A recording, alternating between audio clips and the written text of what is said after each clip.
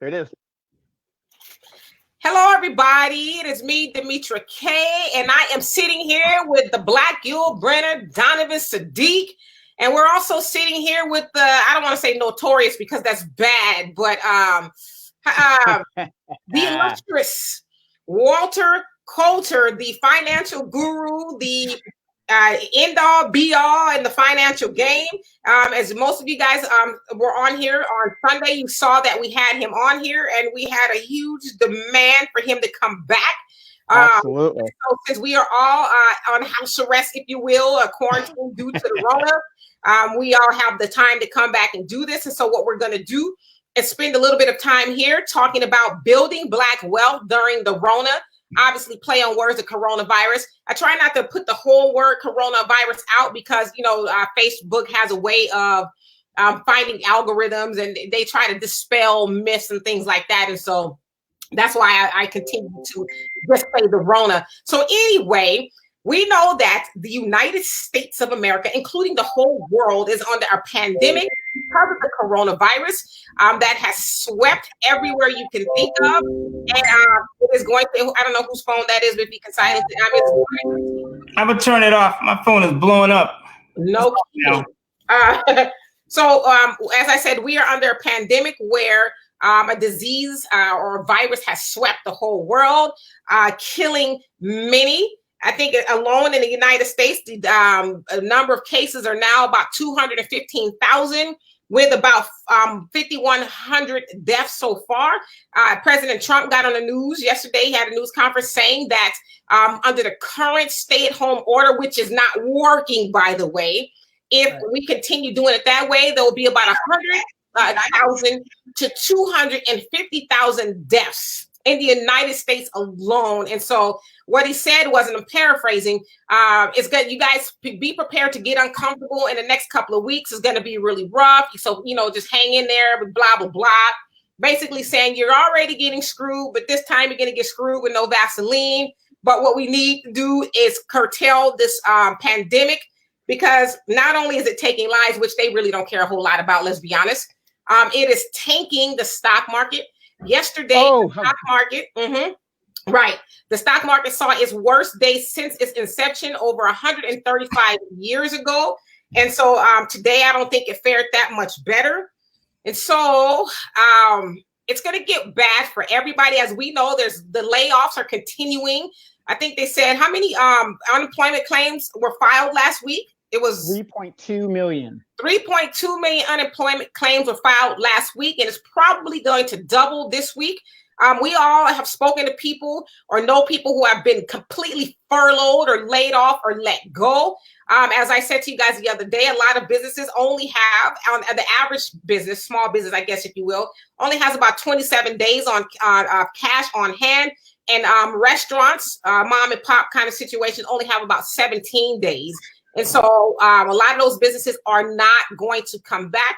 Also, yesterday it was said that restaurants that are operating now will probably have to shut down totally or go to a minimum because I went to the pharmacy today and I saw people standing outside of different restaurants. They can't go in all at once, but they were standing outside of these restaurants still trying to go in. And so it's like, you know, it just makes you wonder, are people not really, are they not really cognizant of what we're dealing with here?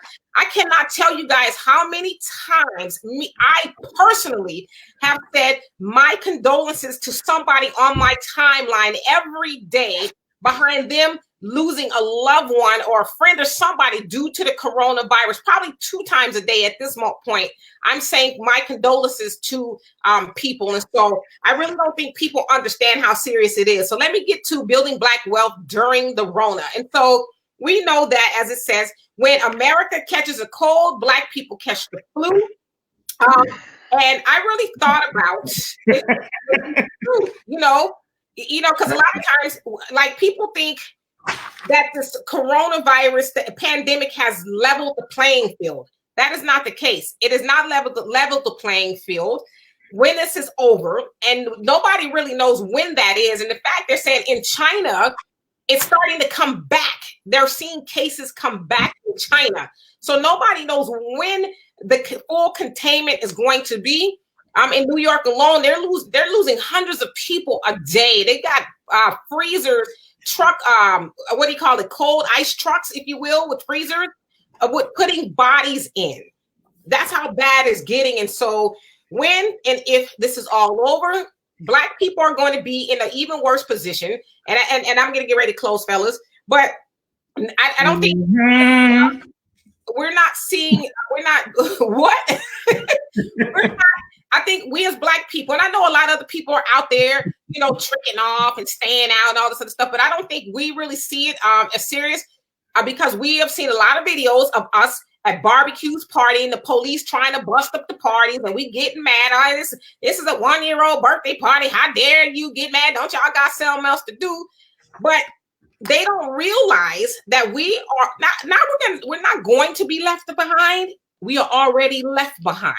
And so what I want to do, and I know Donovan and Walter wants to do it too, we want to kind of move away from, as my brother would say, the woe is me type of, deal as far as we talk about the despair, because we're going to do that.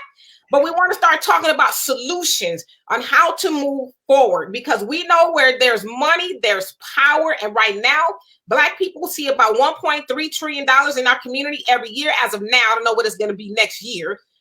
We give 97% of that away. So what we're trying to do now is figure out how to stop the bleeding, how to make more money, and how to keep it in our community. And so I'm going to say hello to everybody on here. I'm going to get to every last one of you guys' comments. If you are in the watch parties, please come on over. And also I want to say a big giant thank you to Marcus Guyton for doing everything he does behind the scenes.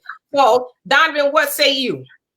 Well, I put up a video yesterday in regards to what is happening. And, everybody's thinking about this.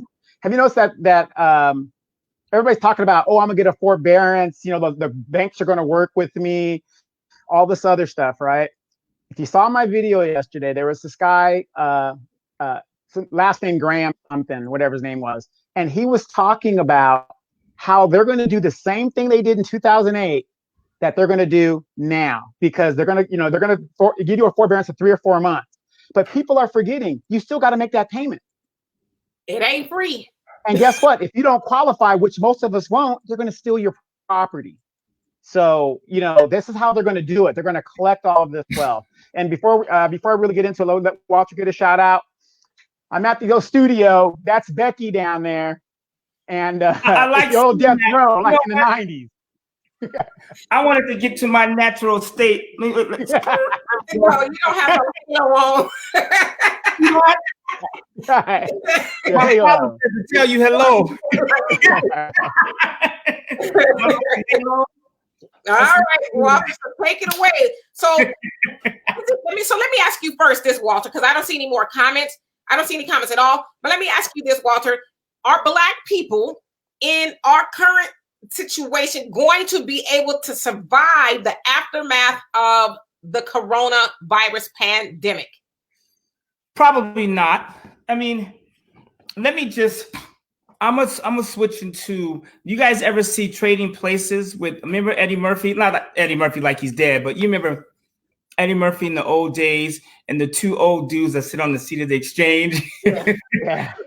Remember like their grand plan, their master plan? So I believe, I don't want to say this is part of a master plan, but if you're somebody that wants to see the minority race devastated, you're happy right now.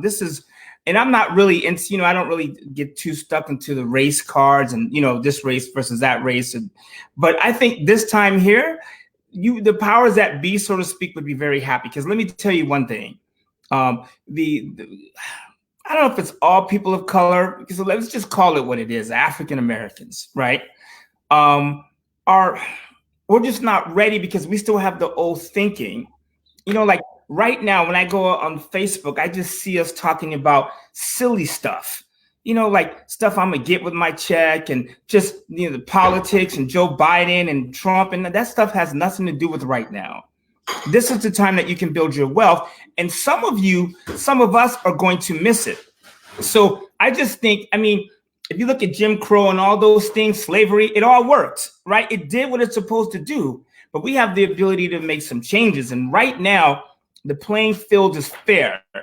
Like, for instance, when I set up a post on Facebook about investing and all that, the comments that I get from the people of color are just like, oh, somebody's going to run away with the money, like the poor people getting hurt again, or somebody's going to be left holding the bag.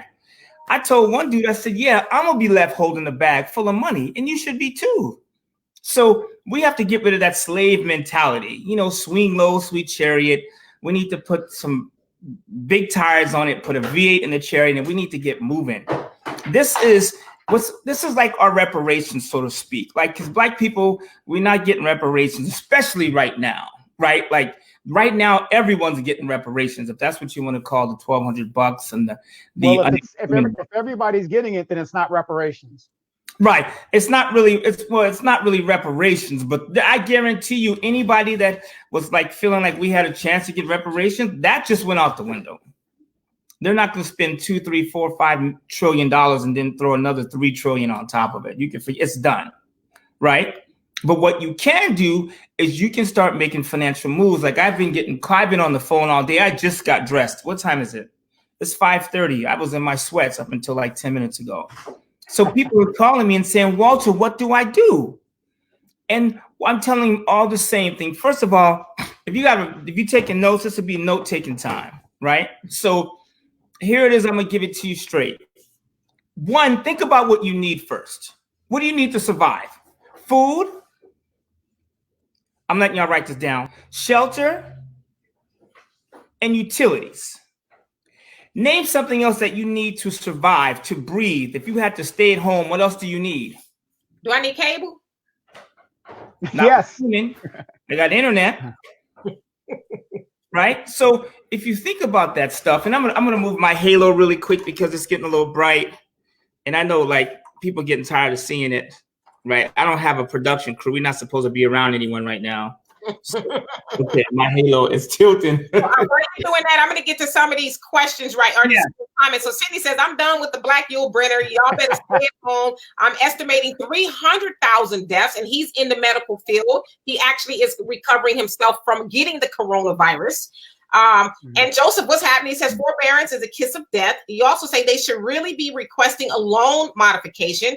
And Raider Tommy, no, mama. You say, oops, this mouse. You say, trust and believe the default notices will be going out from the mortgage companies. And Donovan says Yul Brynner was the man in the 10 Commandments.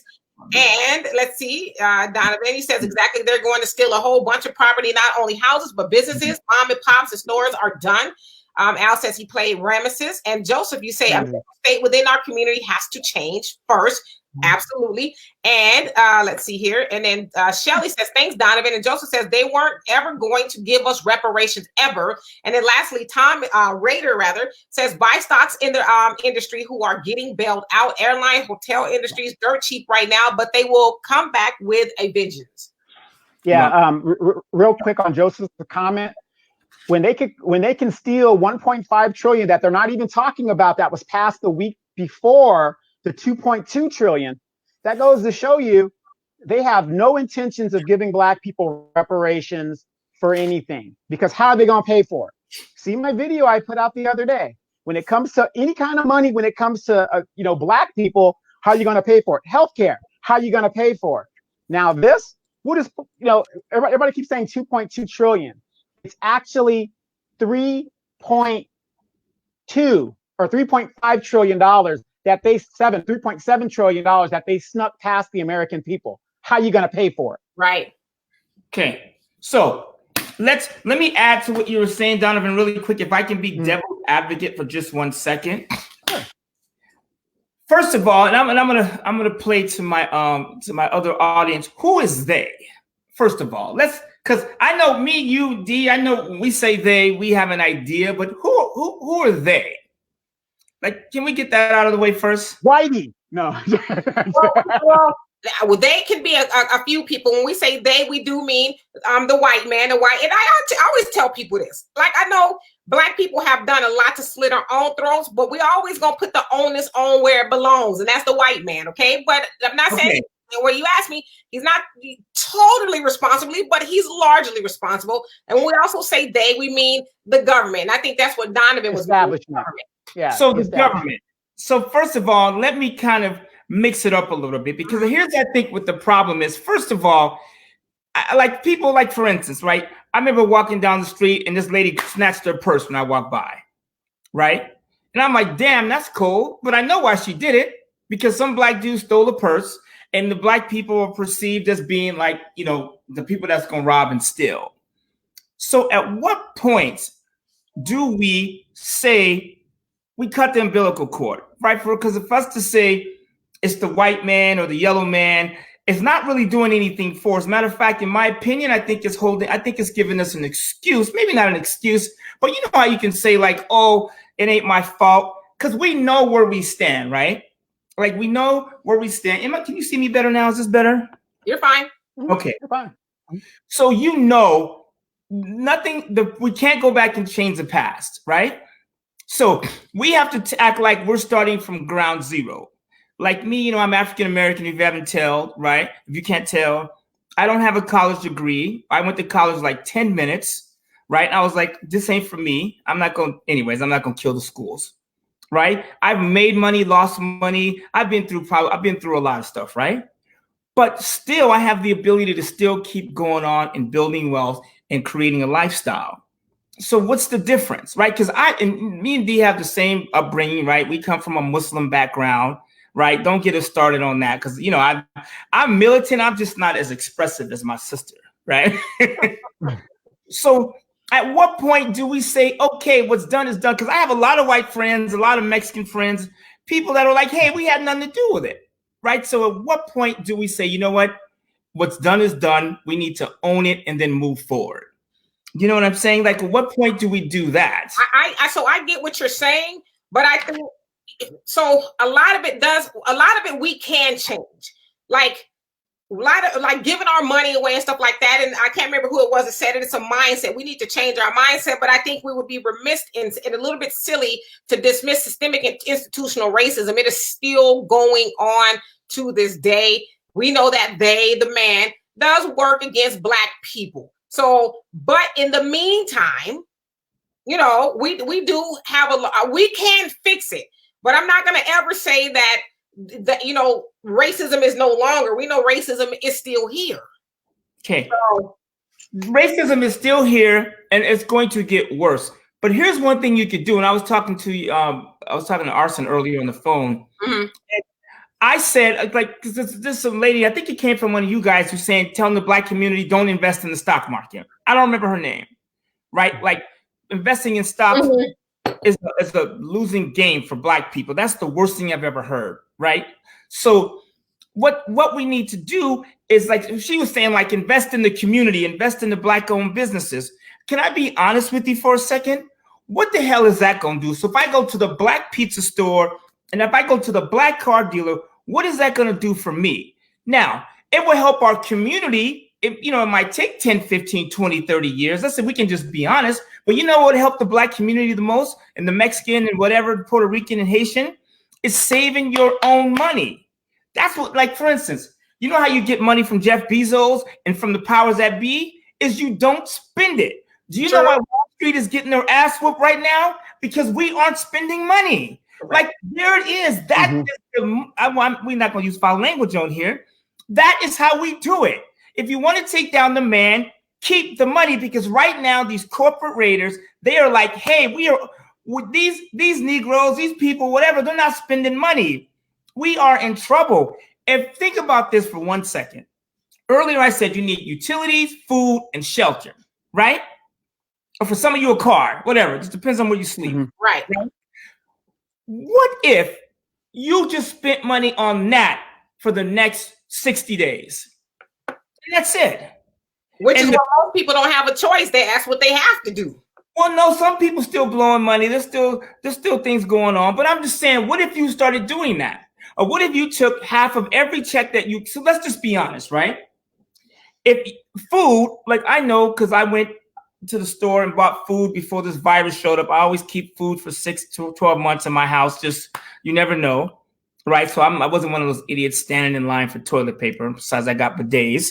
So what if you saved your money, right? You make $1,000 a week. What if you put $500 away? Can you live on $500 a week? Let's just keep it real, right? Easily. It does. Look at that big ass studio, right? His money went to speakers. So, and I got Becky right there. Oh, okay. I thought you was at my house. No. So what happens is you can go buy spaghetti for $1 and feed the whole family for a day. You can buy a bag of rice for what, $3-4? Donovan, you Asian, tell them, right? For $3-4. And feed the family for a week. Don't tell me that you can't live on $500 a week. So if you're buying food, paying your utilities, and for a lot of you with mortgages, the banks are giving you some time to prolong it. I don't know what they're going to do on the end, but you have time. What if you saved your money, right? And what if you just stacked your money for the next 60 days and just stacked it up? Do you know that Bezos, and I love Jeff Bezos. By the way, Jeff Bezos is a minority. You know he's Cuban, right? Yes. I mean, like, Jeff Bezos is damn near one of us. I've been to Cuba, so I know they look like we do, right? Some of them a little mixed, whatever. The point I'm making is how you get money from those corporations is not to spend it. Now, we're going to feel some pain, but like the economy is at a halt. Donald Trump is risking the lives of the American people by saying by Easter we can be out. Are you out of your mind? Well, he's changed his tune since. But even April 30th is not the problem with Americans, and we enjoy these liberties, right? They say we'll die for our freedom. That's exactly what we are going to do. A lot of them. Yep. Not me, a lot of them are going to die for the freedom to walk around, take hikes, climb Mount Rubidoux, do whatever they need to do, still go into grocery stores and hang out by the thousands. Then you're going to die for your freedoms. Mm-hmm. All there is to it. So you need to put money away. So think about those three things. For $500 a week, can you, for $300 a week, can you pay your food and utilities and your housing? Easily. Think about it. My neighbors, I got my Spanish neighbors across the street. There's 12 people living in that house. They got a 3-bedroom house. I know there's at least 12 people. Right? Right. And I talking to the dude, he was like, man, I got a lot of people over here. We're supporting, I'm supporting a lot of my family. But you know what they all do? Go to work. And at night, they come back and then they got an old dude in there in his 70s. He's working like the graveyard. Right? They got old cars. They're not making car payments. And I bet you they over there stacking money. Right. Absolutely. I went over there today just to go take out my trash bin. And they're all sitting in the garage, like da-da-da, whatever the mariachi music. You know what I'm talking about, Donovan. Oh, you getting that too? I got it on both sides. Whatever that shit is, they were there grooving. I started to get them michelada. But they're smiling. They're happy. I don't see no stress on their face. But, and I'm going to get to these comments really quick. And that is because their community practices group economics, which is something that we need to start doing just in general. Again, we used to do it. Right. So let me get to these comments really quick. And so let's see. Macy, she put up the link. So please tap in. Let's see here. And then Joseph was saying the government, that's who the they is. And he also said they are the 1% of the wealthy that may include anyone with power, political power or influence, they. And hey, Yasmin, she says, hello, Walter. And then Joseph says, we know that racism exists and we've been talking about this forever now. I asked, what are we going to do about it? We're going to get to that. And talk. She asked me that. Huh? She asked me that. Sorry, Yasmin. Really? Yes. We need to talk. And let's see. So we're going to get to that. What do we do about it? And hey, Tony, you say, so what is your definition of wealth? We live in a digital age, and the currency of this digital age is our attention. We need to leverage our collective attention to get what we need in our community. Think about it, leverage. And then Joseph, you also say the only BBB way you hurt the wealthy is by hitting them in their pocket. They will take an ass whooping and all kinds of stuff there. Huh? Just pump the brakes. Let me finish his comment. Okay. And all kinds of stuff, but they don't want to lose their wealth, period. Okay. Who said that? This was Joseph. Joseph, inbox me later. Listen, you guys, we are big people, right? Cut the shit about the rich and the wealthy. Why in the hell? Why don't you want to be wealthy? Do you realize that I'm not talking to you two? Farrakhan, Muhammad, Jesse Jackson, all the black leaders, when they get together, they talk about building wealth. Mm-hmm. Stop with the wealth. You want to be wealthy. I hear people talking about, oh, it's the 1%. Are you out of your mind? I'm trying to be, let me check this out. I'm trying to be part of the 1%. Matter of fact, I am part of the 1%, and I like that. Think about when you play sports. But they say, hey, man, we need you to come in second, or we need you to come in first. If you're in a it's funny, like black people, we love sports, basketball, football. We even watch the Grammys. But who comes in second place? Can anybody tell me 2 years ago who was second place in the Super Bowl? NBA championships. Who came in second in the golf in the Masters championship? Nobody can tell you second. So why in the hell would you want to be second? We need to be rich. We need to be part of the 1%. So the fact when we start talking about, oh, the wealthy, we're doomed because you're not going to be nobody until you build wealth. Like, for instance, I was telling my son, me and him could sit in this house for a year and never leave the house because of the money we have saved and the things we put in place. You know what I'm saying? We had a business. We got $100,000 in cars sitting in our neighborhood. Don't tell the HOA. Right? The Rona came, and so we got our inventory. But I was like, you know, with the money and stocks and the house we just bought, and I was like, dude, if we could sit here forever, we don't have to move. So, but that's building wealth, and you don't need to have $1 million to be wealthy. Wealth is having the time and the money to not have to leave your house. Period. So you can have $200,000 and be wealthy. See, rich people understand it's time and money. That's all there is to it. So stop attacking the wealthy. In the Bible, it talks about money more than any other subject. And black people, we are some of the poorest people in the world. A lot of it has to do with religion because we're waiting for God to come out and put money in the basket. It ain't gonna ever happen. The Bible talks, Jesus was not poor. In the Bible, help me if I'm wrong, because I've read the Bible like twice, but didn't Jesus have a donkey or something like that? That's why he was a carpenter by trade. Right. Okay. How many of you have ever rode a donkey? Me being one of them, right? Hence the halo. I'm just kidding. But I had a few girlfriends like that. Yeah. You know what I'm saying? Okay, is that one behind you? Oh, yeah. Here's the point I'm making. When I was in Greece, I rode a donkey. Donkeys are the size of horses, number one. Number two, if you had a donkey in the biblical days, you had money. Yeah. Jesus was not poor. I mean, I'm just hypothetically, let's say he was real, right? Because I know some of you. God was his father. Some of you don't think he was real. I'm not here to debate religion. I'm just. Well, his earthly was a carpenter. Jesus actually came from a upper middle class family. Correct, right? Mm-hmm. Mother Teresa says best way to help the poor is not to become one. So you need to want to be rich. There's nothing wrong with wealth. The problem is Wall Street, like this movie behind me, I'm watching Wall Street. I've watched it 3 times today, looping it, watching it. Hollywood. And they make the rich seem like evil people. Aladdin, all these Disney movies, there's always a rich dude that's bad. But Aladdin, the thief, is the good dude. Like, I want my daughter to be with the rich dude in the castle, not the poor thief on the street.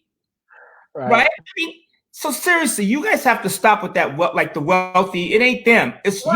And I would say this, and I'm going to say this before I get to the other comments. So we know that the wealthy is not like the total evil demon here.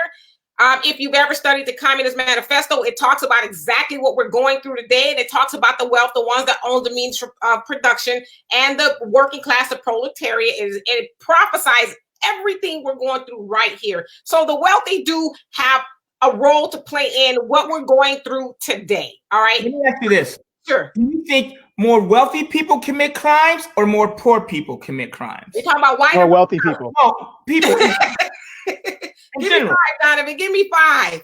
No, more wealthy people. There's more white collar crimes that go on. I mean, look at these senators right now that just got caught for insider trading. It's that kind of stuff. If you use that as a cumulative, more of them do crimes than the actual everyday person. Okay, maybe a lot of them don't get caught, but let me ask you this. Would you rather be wealthy or poor?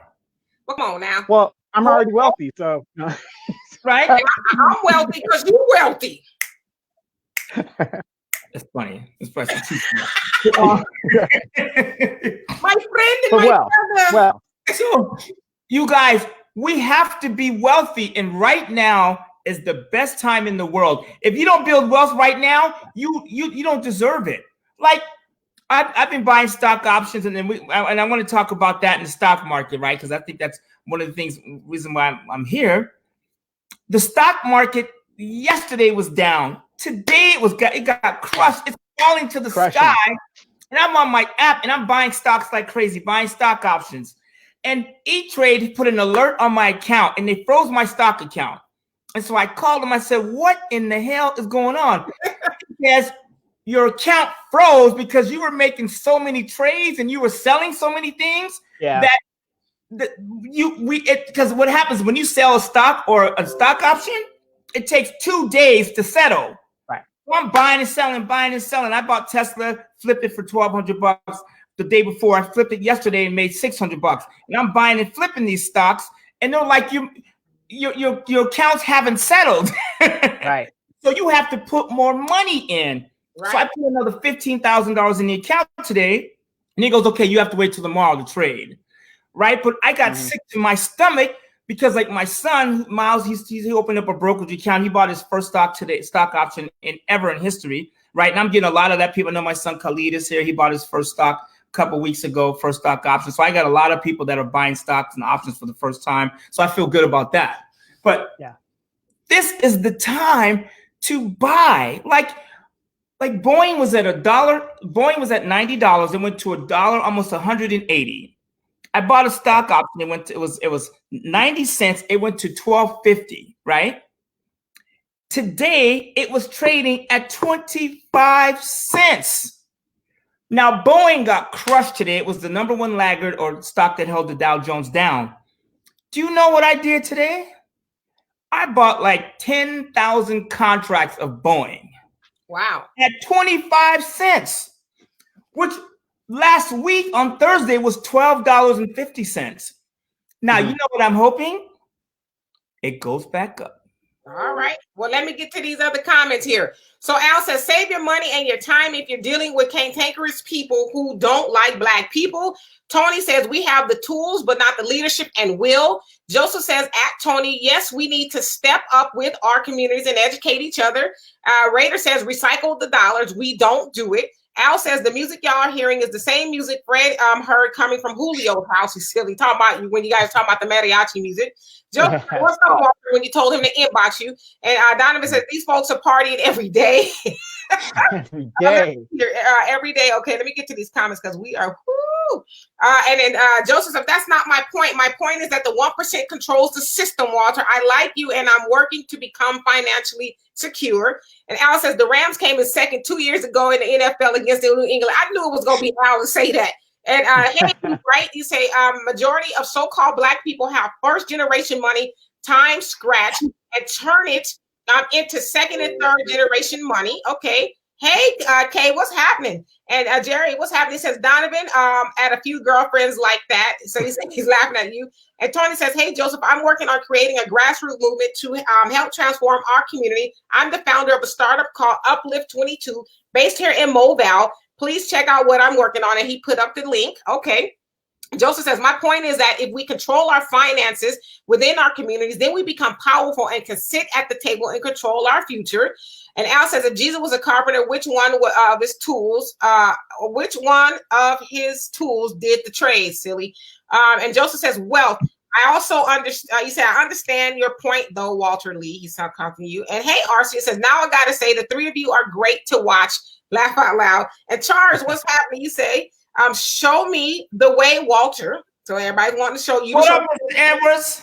2 more comments. And what is the difference between stock and stock options? And then lastly, Artson says, I just showed up. I believe Walter wanted to warn us about a certain Black woman who said the stock market was not for Black people. All right. So did you anything strike you that you wanted to comment to? Oh, a bunch of it. So first of all, I want to wrap up this thing about being wealthy. Okay. Like, I want to be part of the 1%. Because here's the thing too, when you're wealthy, you can help people. Right. You know, like I was telling my son Miles, you know, he's my business partner. Lord knows it took us a long time to get to that point. But I said, you know what makes me happy is that if I needed to take all 6 of my kids, all my family, all of them, grandkids, you name it, and come in this house, we could hang out here and not have to worry about a thing. Right? So that is creating wealth, being able to protect other people. You understand what I'm saying? So that you need to be wealthy.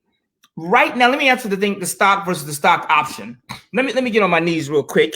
So this chair is hurting my behind. It's one of those royalty chairs, one of those money green chairs, but it hurts.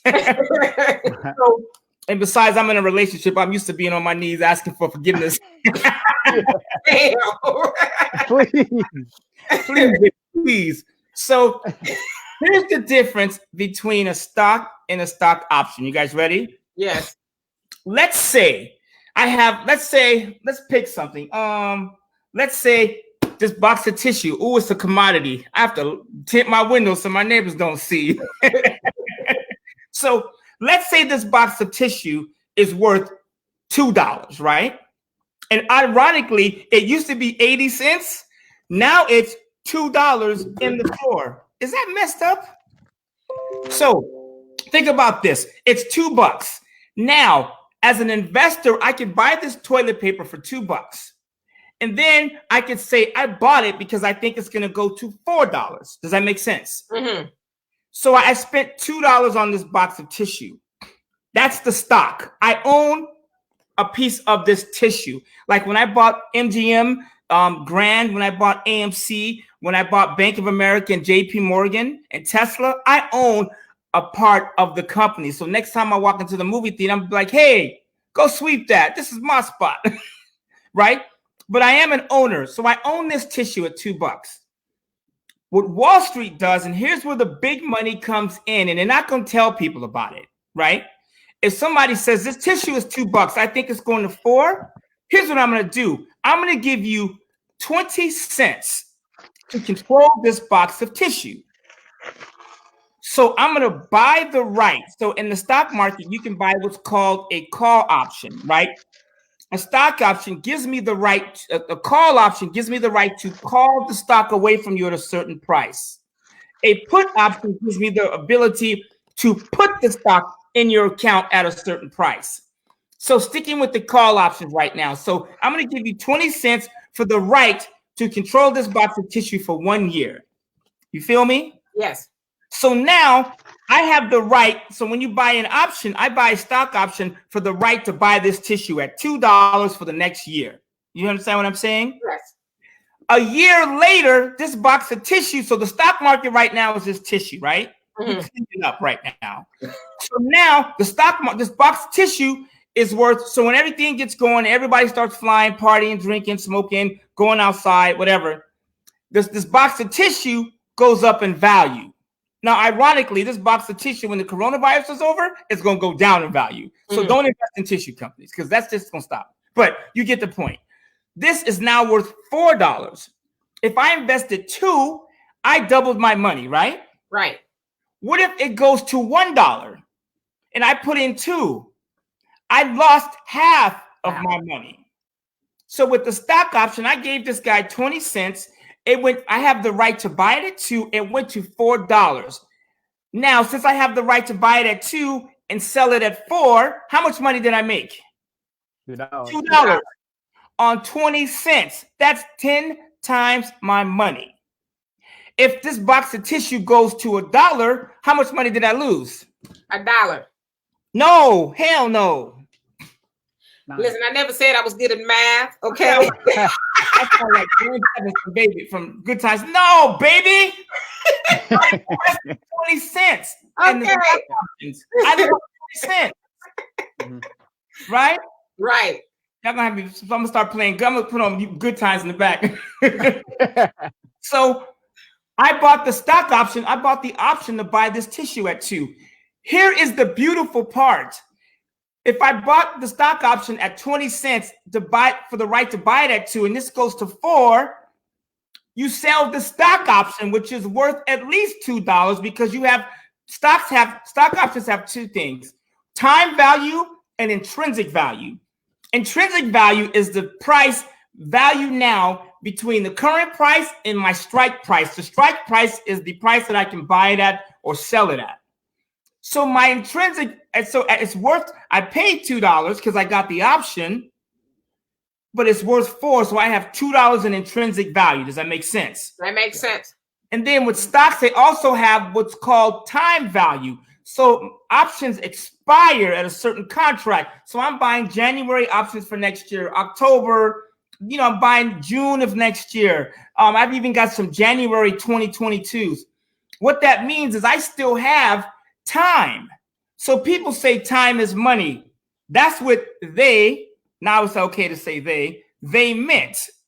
Time is money in the stock option world. If the stock option still has a year before it expires, I still have time. So that also adds to the value. You feel me? All right. Got you. So all right. My $2, my 20 cents is worth $2 plus the time. Got you. That's how stock options work. All right. Donovan, did you want to jump in before I get to these comments? Yeah, since we're on the stocks real quick, today I received in the mail. Now, me and D and I use, like, let's say the Stash app. I just received this in the mail. You see it says Stash right there? Okay. This is a voting instruction for the company. This is Coca-Cola. You're shareholder, baby. Yeah, I'm a whole stock owner in Coca-Cola, right? Yeah. The notice of the annual meeting of share owners is going to be in Atlanta on Wednesday, April 22nd, which that's probably changed. But my point is, and here's the one on Boeing. Nikki Haley just left the board of directors. Same thing. This is just Stash. This is even my big account is Fidelity. But this is what I do on Stash. So I got this one, voting instructions. You can vote online, whatever. Tells me how the company is doing on the Supermax, everybody that's on the board and stuff. Ownership. It's about the ownership. And the company meeting is going to be in Chicago, Illinois on the 27th of April. Can you imagine? My point about bringing that is when you're an owner and you go up to that meeting, you're meeting Nikki Haley. You're meeting all these big movers and shakers, and you're seeing how things kind of work and run. And if you're a go-getter type person, hey, you might be put on at a major company, you don't know. But the point is, we have to start changing our mindset from worker slave to owner. All right. And this is one of the ways to do it. Let me get clear some of these comments here. Hey, Lisa, what's happening? You said, I love Black Wealth project / programs, but wish we would take them back to the motherland. If we do come together, please believe it will be stopped. It has happened historically every single time. And then Raider says, generational wealth is where it's at. Hey, Curtis, he says, Walter Lee, what's up, man? Curtis Chambers. See, that is for real. And after party at Walter's house with steak on the grill, you have nothing to worry about when you said everybody could come over. And then, exactly. I got steak. I'll say Kevin, but I know who you really are. You say nice dividends with Coke. And then Al says, do you ever gamble in Vegas casinos? If so, what are some good tips? And Joseph says, Walter, you're teaching them how to turn their pennies into dollars. They must do their homework and don't just purchase a stock because it's cheap. Good job, my man. Yeah, and you know what you can do? There's a free university out there. I'm going to give it all to you. YouTube, everything. Like when I brushed up on stock options, because I was telling Arson on the phone today, before the coronavirus, I didn't own stocks. I sold all my stocks before that. I didn't have no stocks, maybe some stuff here and there, but nothing like I'm doing now. I said the only reason I'm buying stocks right now is because they dipped, and now I can buy a bunch of them, right? Because before I was like, I'm just gonna make money, and I was flipping it, and I'm building my wealth, buying and selling things. But at one point, you got to start putting money away to the side, and just leave it there, right? Because as a business owner, sometimes we just want to take all our money and make it work and make it work and make it work, right? That's how you get hurt long term, right? Yeah. So you want to go to YouTube. It's free, you guys. I mean, it really, it's upsetting that most people will hear this and won't move. Like, you don't need to open E-Trade. It could be Stash. It could be Robinhood. I'm not a fan of Stash and Robinhood. I mean, you could buy those stocks, yes. But I just get freaked out because I'm almost a baby boomer. So I get weirded out about like technology. And I know Robinhood froze and nobody could get their stuff traded that day. But put the money somewhere, right? Right. Most of it, as much as you can. Okay. So is that your tip for building Black wealth during the pandemic? Just buy stocks? I mean, what else would you say we need to do? Because a lot of people had very good suggestions as far as, obviously, we know we need to change our mind state. Walter, you sent me, and most of us have seen the infamous Dave Chappelle skit where Black people finally got the reparations. And, you know, we're buying the stuff that we typically buy. And Walter sent me a clip. Basically, it was tied to if we got the $1,200, what we wanted to buy. You know, Cadillac stock was going up, chicken stock, and, you know, cigarettes and all that. What? I think Donovan, you said that to me, didn't you? Yeah. Full circle. Okay, so this is the $1 trillion question. What do you suggest we do to change course? Okay. But is that a real question, or is this just a real question? Because, as I said, we know that this is a real question, because we know that, as I said, it's about $1.3 trillion coming into our community every single year, and we give 97% of that away, virtually living on 3% of that. So because a lot of people have, you know, a lot of experts and stuff. One of them, Dr. Claude Anderson and the Honorable Elijah Muhammad, they've all talked about what to do. But in your professional opinion, how do you change that mindset? Okay. I'm gonna tell you how to build wealth and become free right now. I'm gonna do it to you. I was gonna say I'm gonna do it to you for a small amount. That is on the website, Cornucopia, $49.99 next month. It's open, baby. But check this out. That was real, but here's what you can do. Like, I got a call from, and you know, can I be honest, people? Like, those of you who know me know I'm a Black man and I believe in Black power. Don't be confused, right? But one of the good things that happened to me, and it happened to my sister too, and both my other sister, I got two sisters, right? Well, anyways, from the same parents, that the tree grows on. I just found out I got Japanese people in San Francisco. So sorry, Japanese girls, I can't date you no more. I don't want to end up with a So we grew up, we were raised, and I was telling one of my girls yesterday, not girlfriend, but one of my friends, is I was born, I spent, you know, my time as a kid in South Central. Me and my father used to work on Florence and Normandy at Your Auto Service, and I worked there as a 5-year-old, 6, and we would work 12 after school. I would go there and come home, Lord knows when. That. So, and then when my parents divorced in 1979, that's why I can remember a lot of stuff. Just go back to that date and move forward. I don't know how that works, but that's the way it is. We lived in Santa Barbara, Ventura during the winters and the school year. So I spent all my time around with people that had, matter of fact, I was the only Black dude in a lot of my classes. And you know how it is? They wanted me to date the only Black girl. She hated me. Her name was, forget what her name was. She was fine though. I was into it. Stop it. See? Ebony. All right. And Walter Lee. Oh, that's jacked up. I thought y'all forgot about that. Whatever. But that's funny. All right. So we were around different cultures. And I saw the way that they thought, and it was a different conversation, right? And I'm not saying it was good or it was right or wrong, but it was just different. So, and then I would come in the summer and I would live with my father and in South Central. So I got both sides. When the riot started, I was there. I've seen drive-by shootings. I was standing on the corner and saw the dude pull around, turn the lights off, and blast everybody on the corner.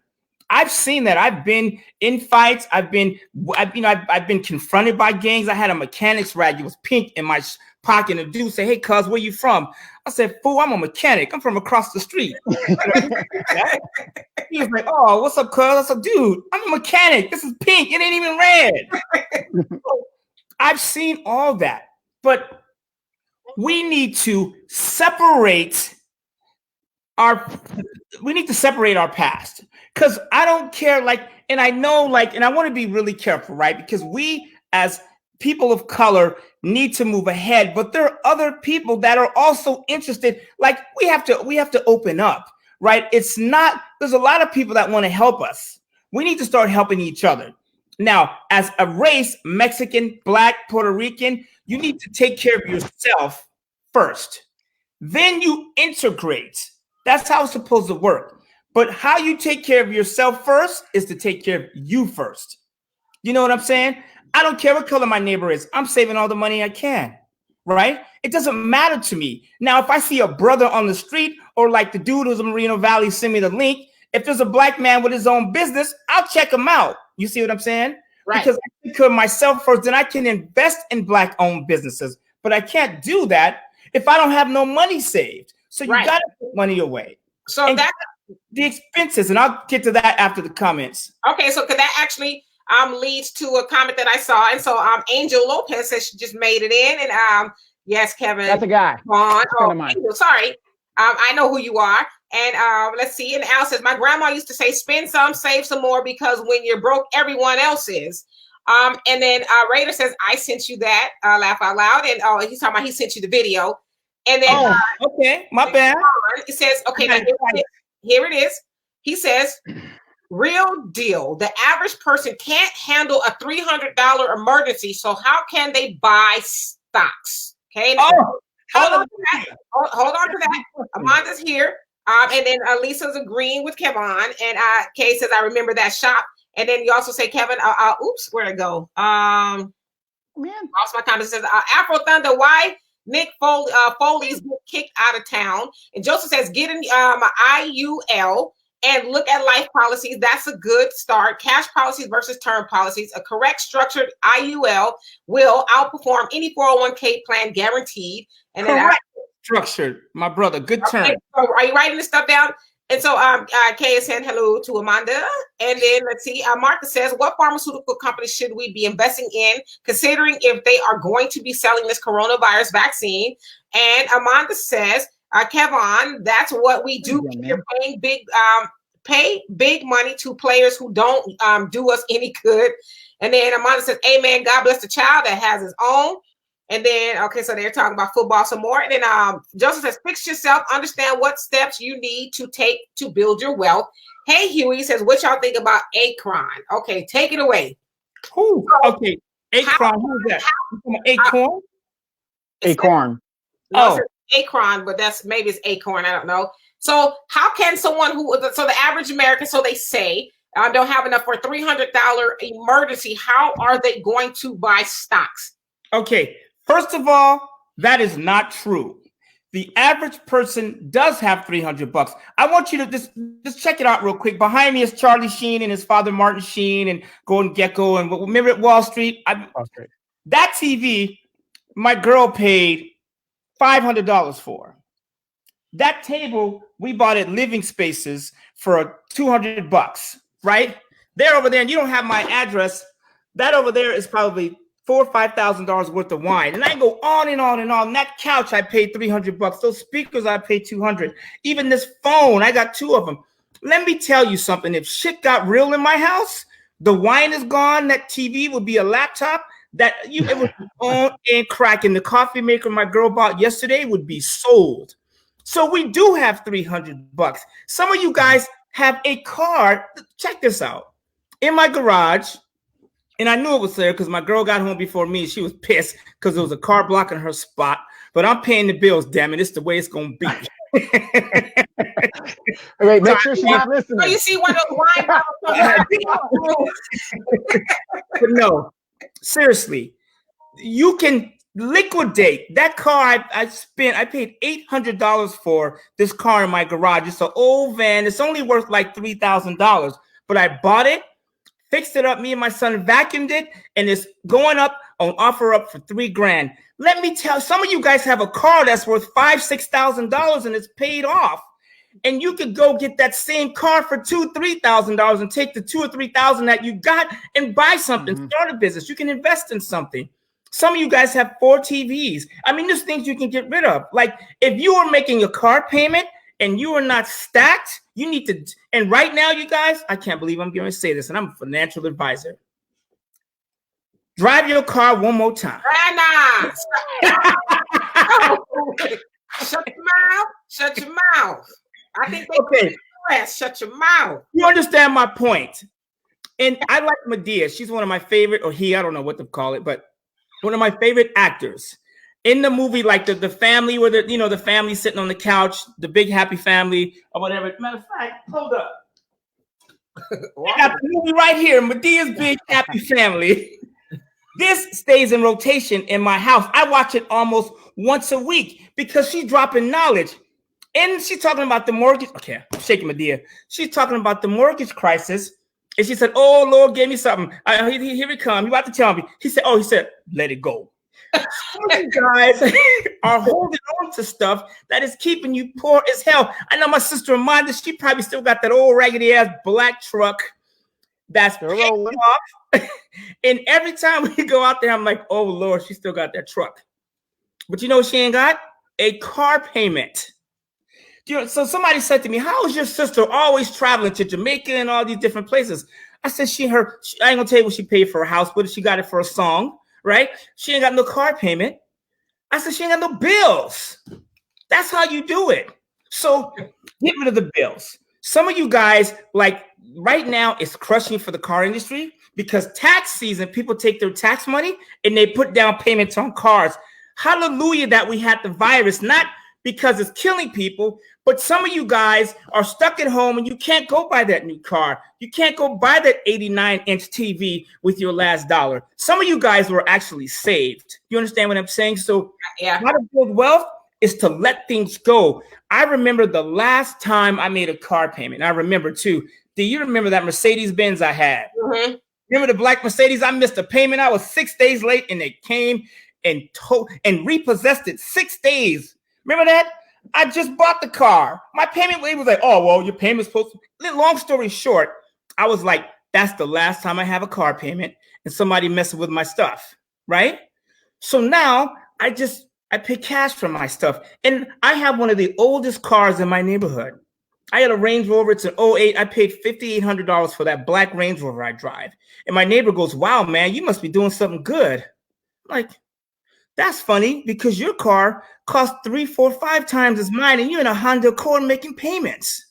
So, and you just have to get rid of stuff, you guys. You have to let it go. Some of you guys have shoes and all these things. Like you can put shoes on OfferUp. There's no way in hell I'm gonna be crying that my family's. If we got $300 and I got a closet full of shoes and I got TVs and car payments. If you have car payments and no money, you need to back that shit up. Or call the car company and say, I can't do it right now. I'm choosing my family first, period. Right. And that reminds me, too, I'm going to get to these comments. I remember a while back we had a conversation. Everybody's familiar with the red bottom high heels, right? Well, and so I was actually telling Walter about it. And he says, if you're not making $600,000 a year, you should not be buying a pair of $600 shoes. There's $1,300 on average now. Right. But my girl bought some. They're upstairs, but trust and believe they would be gone first. She wouldn't even know it. And she that's $2,000 would be rent paid. So let me get to these comments here. So Al says Walter will school the people on buying name brands to generic brand. Will you school them on buying generic versus name brands? So write that down. And then Kay says, "Oh yes, the pharmaceutical companies." And then he said he would say he meant Acorn. So that was a typo. Okay. And she knew where you were going with that. That's what Kay said. And then Al says, question of the day, have you ever heard of a sextillion? And then Lisa said, is there a company that you suggest to invest in? And then Raider says, I'm in the pharmaceutical industry and look at Johnson & Johnson, Pfizer, and Abbott Labs, AbbVie, I think that's what you say, and Gillette. A lot of those pharmaceuticals are like Pfizer. It's really expensive. Like Pfizer, some of them are really, really expensive. But that don't let that stop you from starting to build the stock. You can get in there for $5 or whatever it is and build up. Right. And then he also says these are the companies that are leading the charge for vaccines for the coronavirus. Joseph says, stop buying Jordan, stop eating out, and eat at home. I shop at Goodwill in rich areas. I buy nice used cars because once you drive a new one off the lot, it's used. I drive a very nice 2015 Lexus 460. And then Lisa's saying thanks. And Amanda's saying, damn right, all her stuff is paid off. And then Kay is saying, yes, she has that Chevy. Everybody knows about the Chevy. And let's see here. Oh, gosh, where did I go? And let's see, Joseph said, this is how you can save and buy stock. And then Kevin says, I guess nobody sees the unemployment rate and what happens when it runs out with nothing there. Kevin, you also say Trump is scared now. Use, you know, shit is real. And then Al says, my friend William doesn't have any bills. I hate him. And then let's see here. And then Lisa said, okay, so can he answer the question of how to purchase stock with little money? And then somebody saying 3M stock. Ooh, Buck. And Al says AI. So she wants to know about artificial intelligence, any artificial intelligence stock. And then lastly, okay, so go ahead. First of all, let me say this, you guys. I am not a licensed stockbroker, so I don't like giving people particular stocks to buy because honestly, I have no idea what is going to happen with these companies. I'm buying an overall market. Right, like I bought Schlumberger, I bought Apache, Abbott Labs. I was going to buy. They moved up really quick. Abbott is in the lead for the coronavirus drug. There's a lot of these companies, but some of these guys that are fighting, building the vaccine. How stocks work is stocks move on rumors, and so people say buy the rumor, sell the news. Abbott Lab, Clorox, Walmart, some of these companies that are benefiting from the coronavirus are on the way up now. When the coronavirus is done, when it's over, Walmart, Costco, Clorox, Abbott, some of these companies, well, the company that discovers the coronavirus or admits to having it is going to do well. Everyone else is going to probably slide. So what you want to do is you buy low, sell high. For instance, like, let's say, for instance, you have $200 to invest. And I answered that earlier, right? Because if you have stuff in your house, you have thousands. Right. No one in this chat has $300. That's a lie. You have thousands in your house. Just go sell it. Matter of fact, I'm buying it cheap. Sell it to me. Inbox 85-inch TV. Right? I'm trying to get it for $200. And I'll sell it for $1,000 when the Rona's gone. So you can take, like today, right? And this is so there's two types of stock options trades. There's the short term and the long term. So what I've been doing is, like, I bought Apache, American Airlines, United Airlines. I bought Bank of America, JP Morgan. This is the companies that were doing well that are getting crushed, like the banks. So for $1.50, I can buy an option on a company like B of A and buy that option for the right to buy B of A a year from now or 6 to 8 months from now. So let's say B of A, and B of A is getting killed. Lord have mercy. So is JP Morgan is down in the near approaching $70 from over 100 and something. So let's say JP Morgan, if I buy a stock option for $1, let's say I buy a stock option for a JP 120. What that means is I have the right to buy JP Morgan or exercise the option when it gets to 120. So I can do that for a year. So maybe for that $1, and stock options move every day. It could be $1 today, $5 tomorrow. It could be 20 cents in the morning, right? That's why I love them, because I love the volatility. So now I have the right to control that stock. When it gets to when it gets to 120, let's say it goes to 150, I can sell it. I can buy at 120, sell at 150. Right. But with stock options, you don't have to buy. You just sell the stock option that moves. Let me explain it another way real quick. The stock is the big diesel truck, right? So you have a big diesel truck and it's on the road, and you take a little matchbox car and you tie it to the back of it, right? Mm-hmm. and the diesel gets moving at 5 miles an hour, that's not really nothing, right? I mean, you could get hit by a diesel at 5 miles an hour and hold on. But the Matchbox car doesn't feel like it's doing 5 miles an hour, does it? Right. It feels like it's doing 1,000,000 miles an hour. Because it's kind of like every time, it rains or I pour out a bottle of water, I think about the poor ants. To me, it's just a sprinkle. To them, it's pouring rain, right? So you have this little car that's getting pulled. So when that diesel moves, the car flies ahead.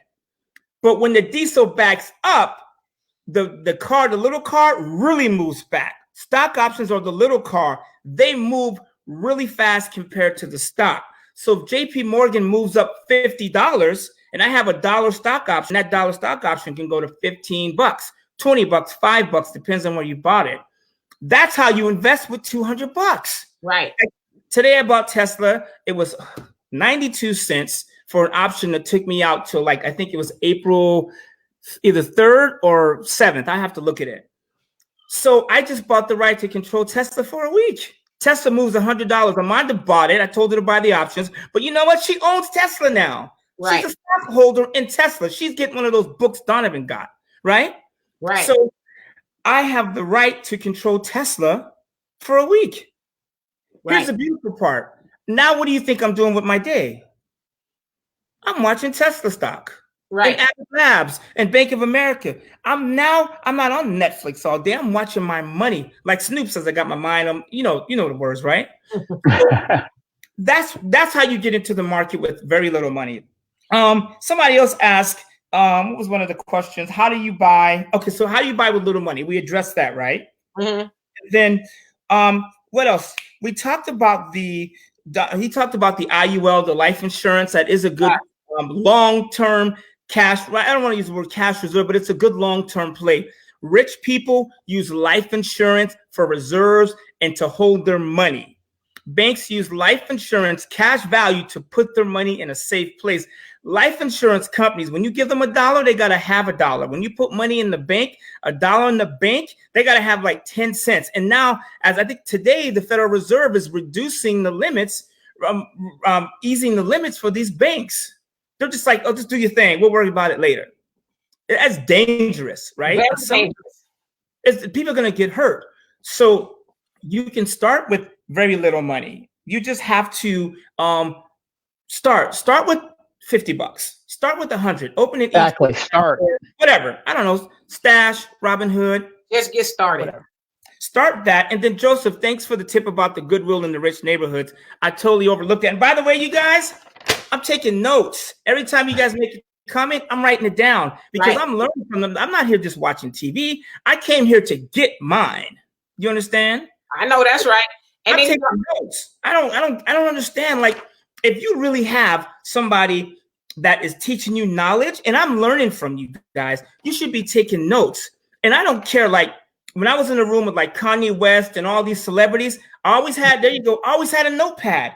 And then Kanye was like, nigga, what you writing? Mm-hmm. I was like, dude, trust and believe. I'm taking notes because I'm sitting in a room with you, Twalib, Common, all these rich dudes. And you know what they talk about when they get together? Money.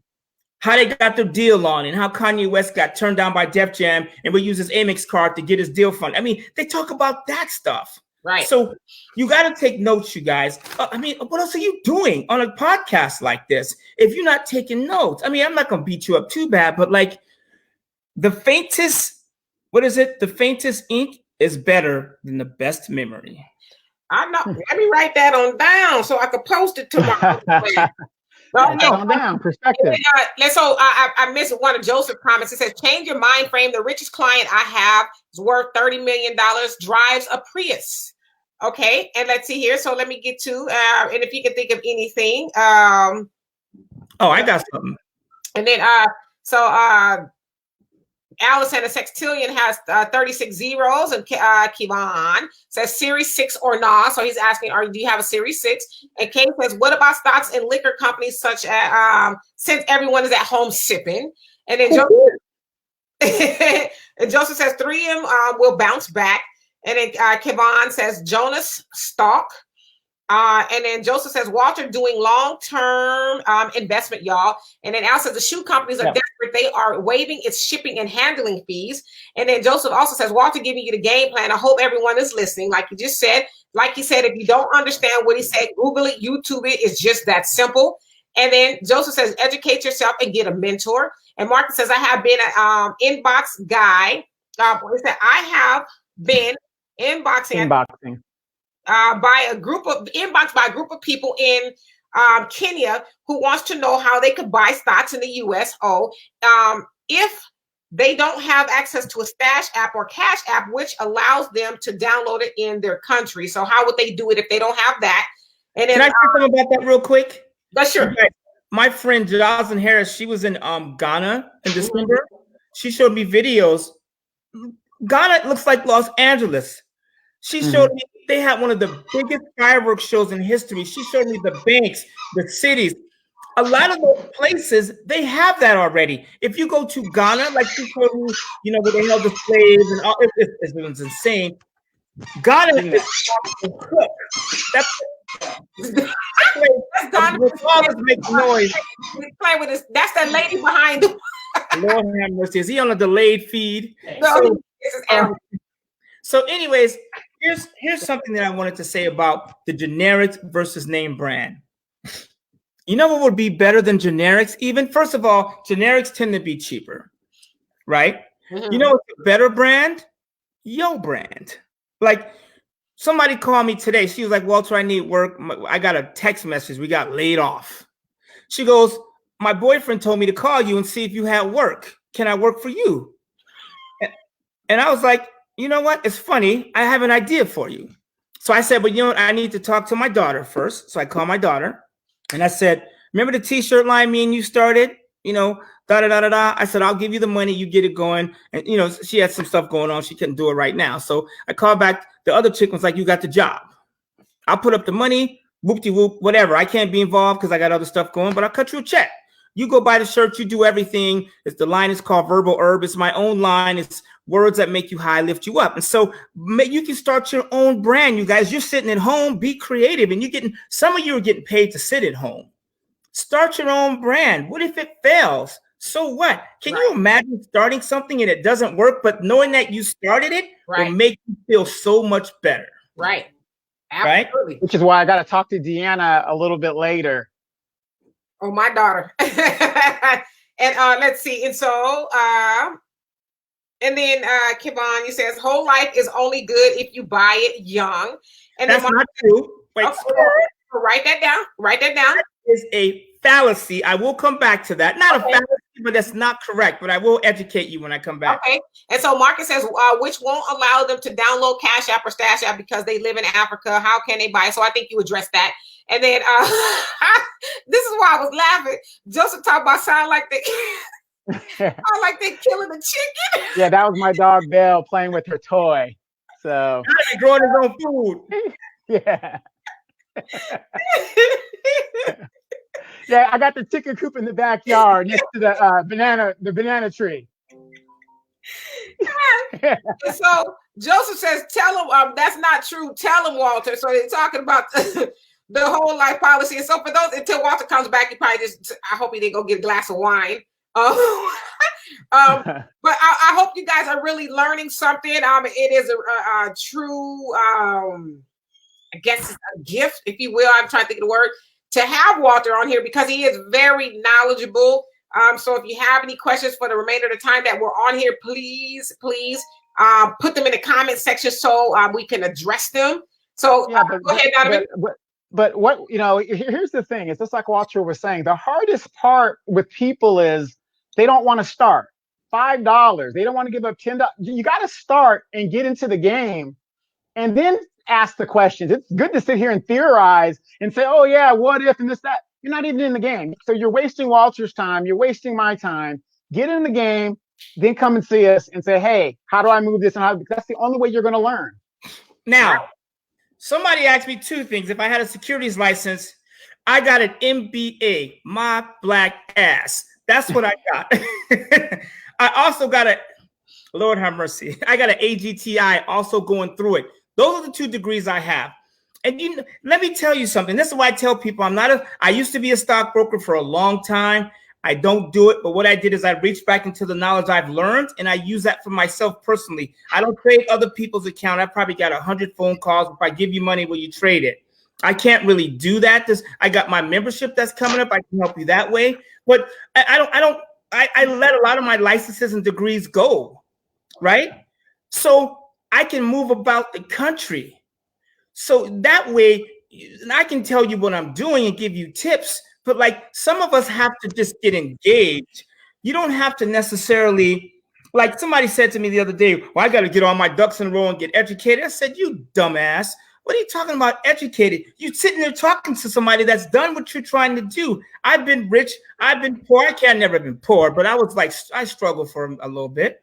I've been there, but like you have everything you need. Just pull the trigger. 1, 2, the thing about the life insurance, you guys, life insurance was created for rich, old, white, and Jewish men in their 60s, 70s, and 80s.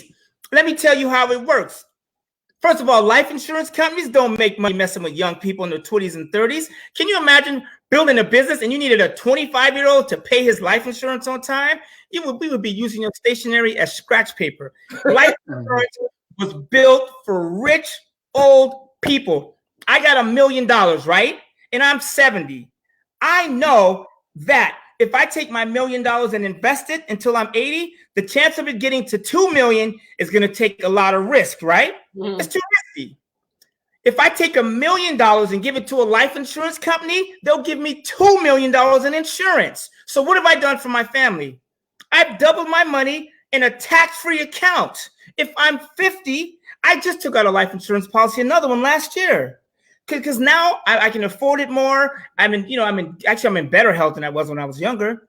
Life insurance was made for rich people that were older. Stop. I hear people saying life insurance is not for old people. That's a lie. It was built for them because if I got $1 million, if I got 100 grand and I throw it in a life insurance policy and the stock market crashes, guess what happens to my life insurance? Not a damn thing. Right. Those of you, and I know I've sold hundreds of life insurance policies. I used to teach this at American Express. When you put money in life insurance, the right way, and the stock market crashes, your life insurance, the index universal life, the fixed universal life, and whole life, those are archaic. I don't really mess with those. But the term whole life is used, as a whole. Those policies don't move, but that is mid to long-term money. So rich people use life insurance, you guys. If you have $100,000 in life insurance and an index universal life and the stock market crashed 40%, guess how much is in your life insurance right now?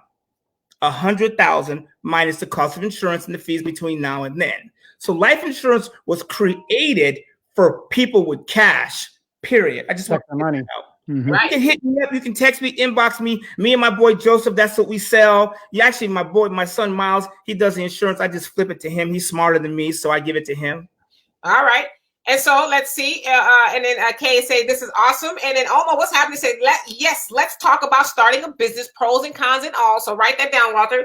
And Marcus says, and should we be buying any brand of marijuana stock right now, or is it a specific one that we should be buying for the low, asking for a friend? And then Joseph says, Walter, so he elaborated on the whole life. And then Kevon, you say $250 at a month for whole life. And then Joseph says, tell him, Walter, life insurance changes the game and helps build wealth. And then Joseph, we also say, I have a client purchasing policies on their older family members to help build a legacy for their families. Okay. People of color, white people, listen to this loud and clear. You got old grandmama.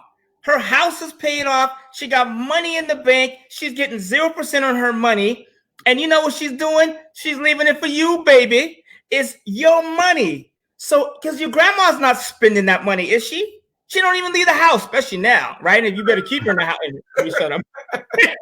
I'm sorry. I also do stand-up comedy at night. So, listen to the deal. Is you take that money and you then put it on her life. So grandma doesn't leave me 100 from the bank. She leaves me 200-300 in her life insurance.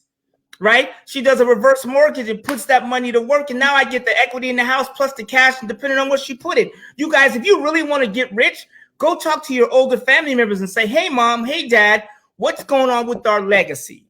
When you die, do you want it to go to taxes and to the man and everybody else, or do you want your kids and grandkids to get it? We should, and tell me how you got the money so we could build wealth together. We need to start, you guys, I'm telling you, I have not showered today. I'm not embarrassed. I woke up, I tell you what, I went to bed at like 2 a.m. I wake up every day at 6 o'clock before the stock market opens. It's clockwork. I don't even have an alarm clock.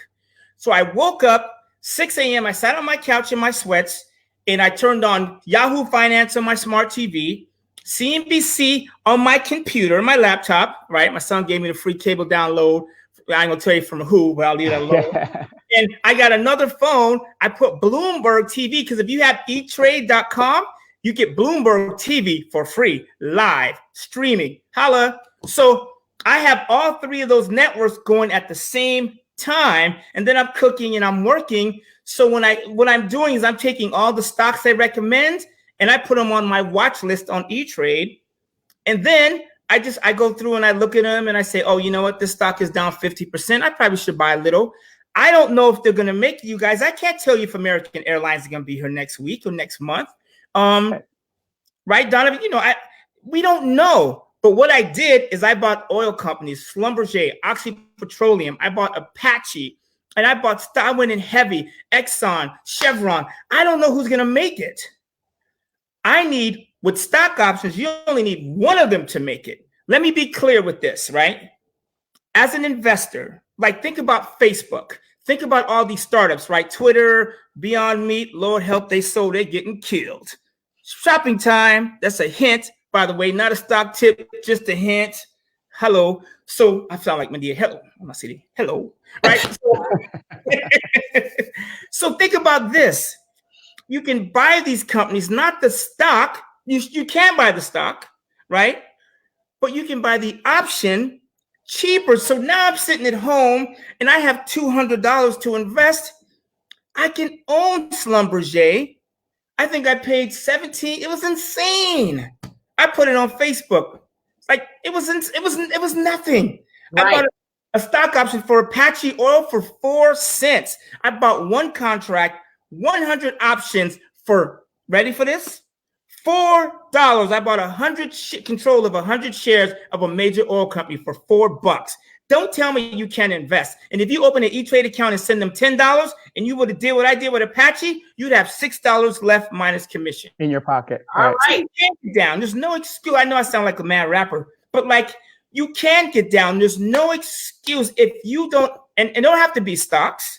Invest in, buy something cheap. I don't care. Like you can buy, it doesn't matter. Like my boy in Nicaragua, Art, he owns a cigar company. He started a cigar company with some of his money. So he's like, I'm like, yo, I'll see you next year after the coronavirus. I'm gonna come down there, I'll brand you, we'll do something together. You know what I'm saying? Right. It can be anything. You can start a business, start a t-shirt line. You guys call your family and be like, yo, let's start a business. Everybody send me $100 Venmo. Let's start something. All right. So Donovan, what were you gonna say? Yeah. I was going to address Marcus. He says, like, marijuana company. Not that I'm a smoker, but I watch the market. Now, Aurora stock. It says right here in the company, by the company description.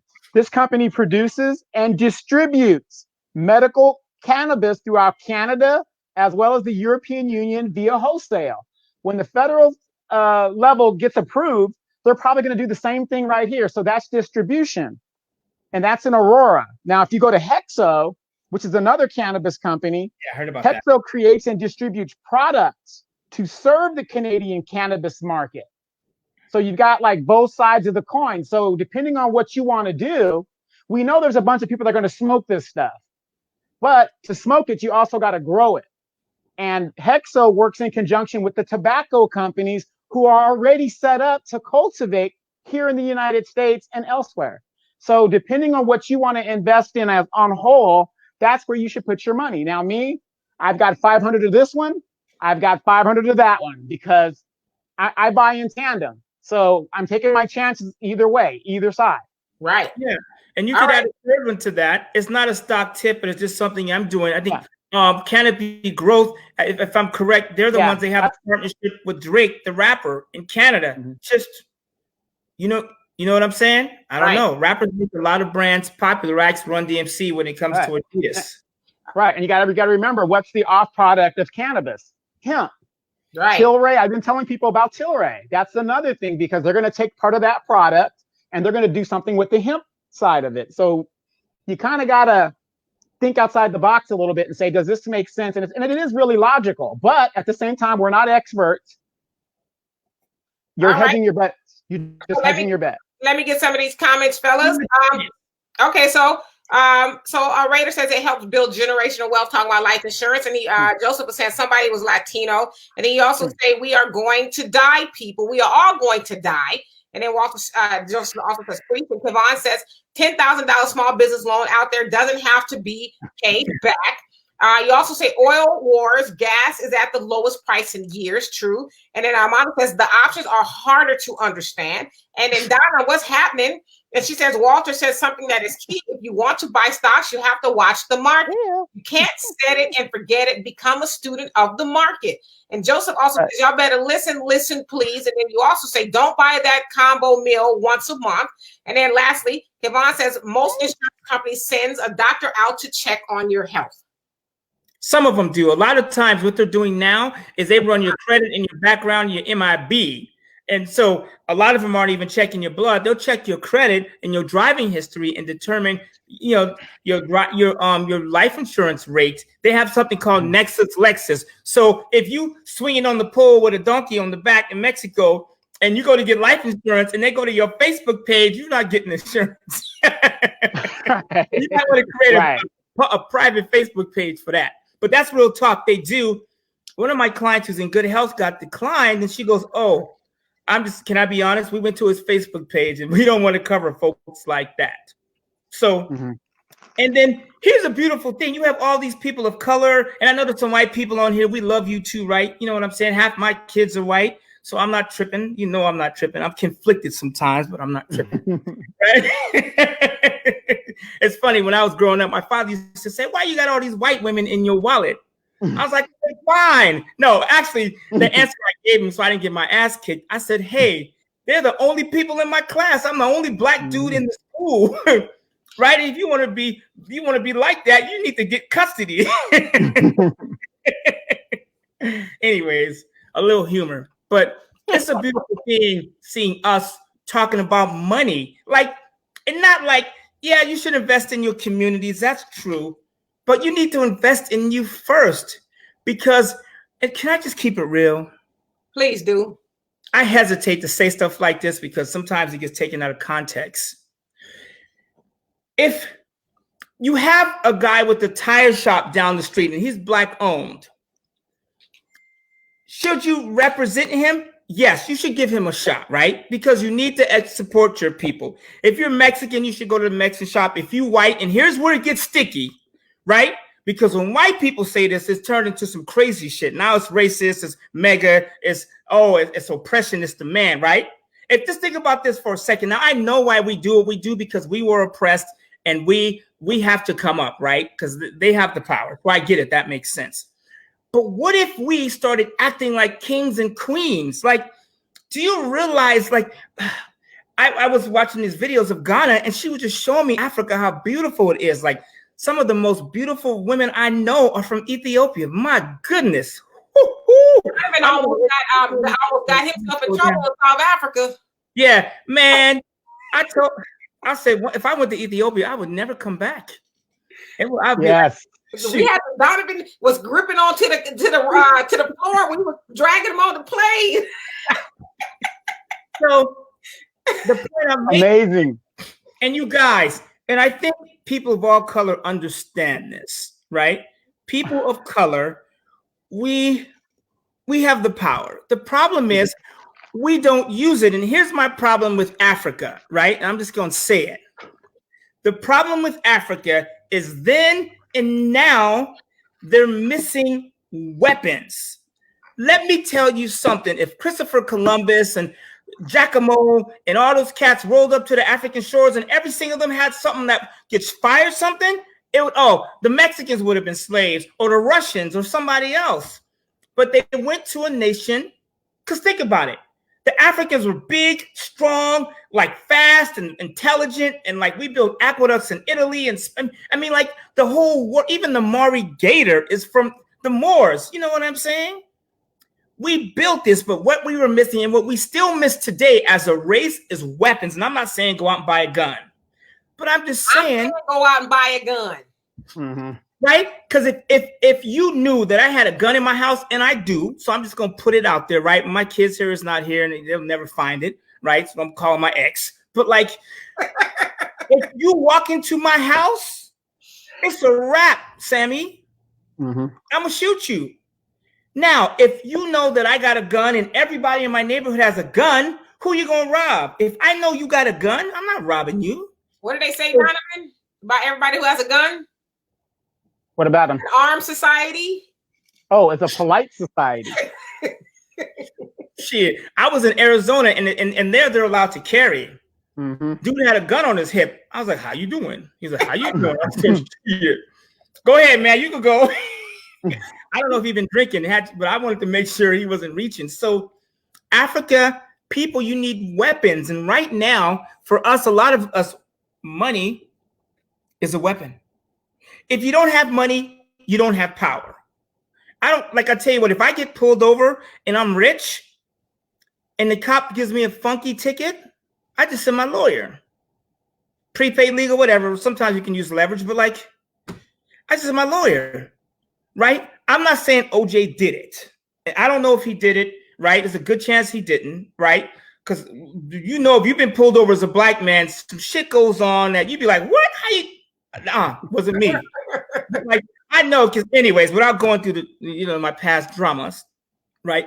So, but if OJ was a broke dude, he would be dead.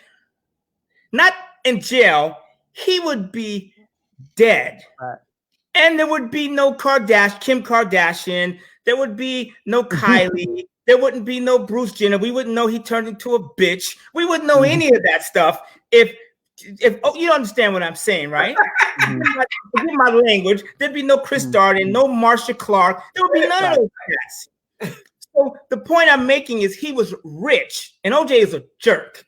But so what? He's rich, and I'm not saying what he did. I don't know if he killed her, but if you got pulled over by the police, wouldn't it be help if you had enough money for a lawyer? Right.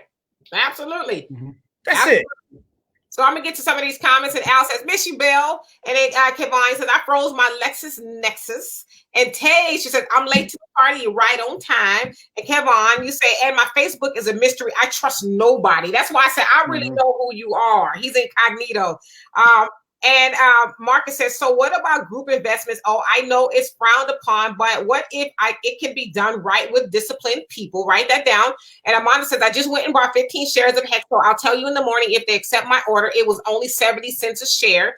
And Marcus, you put a limit order on it.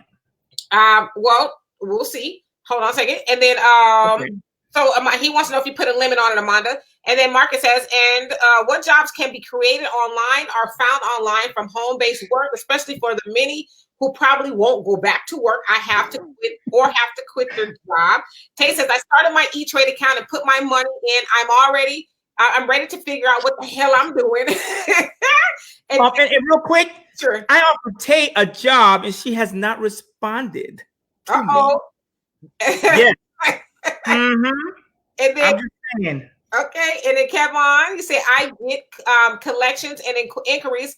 You say I can get collection and inquiries off your credit, only $79.88. Okay. Can you inbox me, please? in inbox Kevon, right? And then Donna's laughing. And then Joseph said the problem is we don't trust each other. We are afraid to let people know. We are front and living day to day while driving a $100,000 car. Damn. Too much pride and jealousy and not enough humility and uplifting of each other is our problem. I agree. And then Al said, OJ was asked, would he get married again? He said, I need another stab at it. I can't stand it. Oh, see, that's insensitive. I'm sorry I laughed. That is... That ain't right, Al. You need, come on, man. Turn that brother off.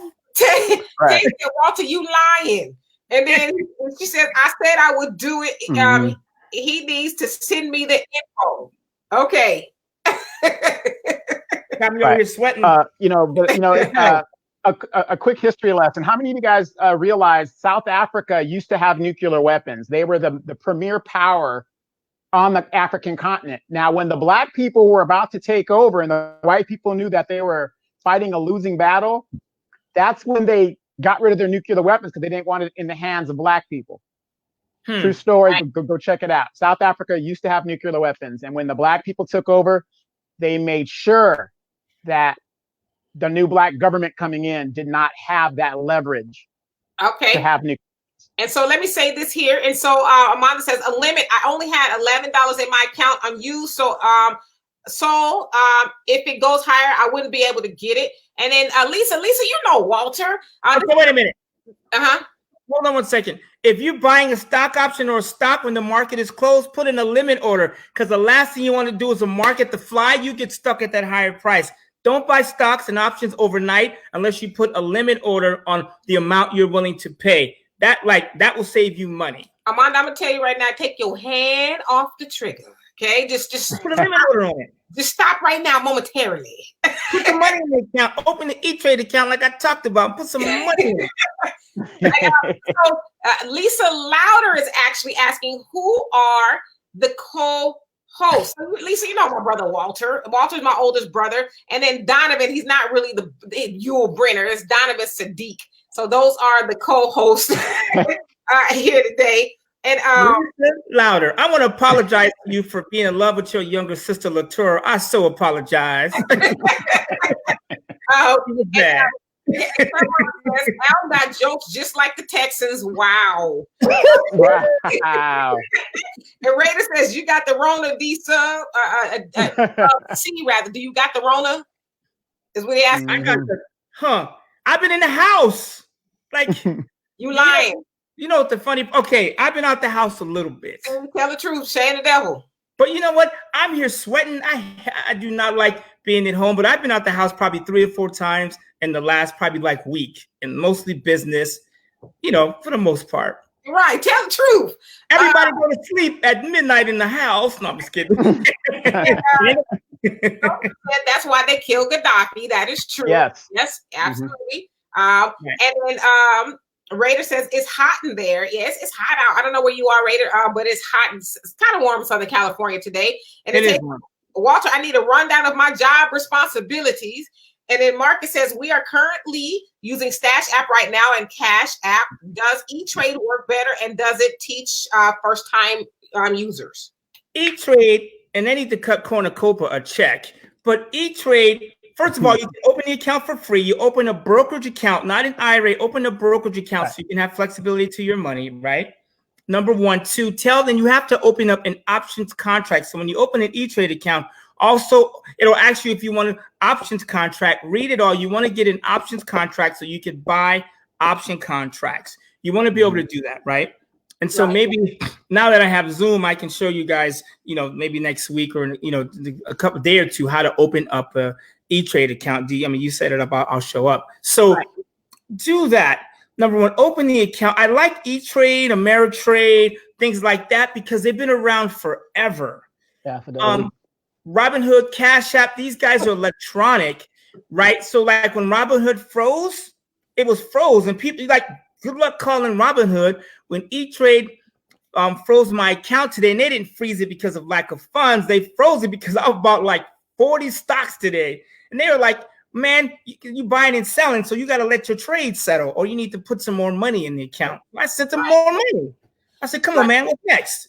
So open the E-Trade account, and E-Trade has millions of pages of information, analyst reports, and Bloomberg television. I know how you guys feel about Mike Bloomberg. That's not what this is about, right? Because if you guys really had to stop doing business with people that did wrong to black people, you wouldn't own nothing, right? So, and you wouldn't watch nothing. So what I'm saying is it has Bloomberg TV for free, and you can watch Bloomberg television.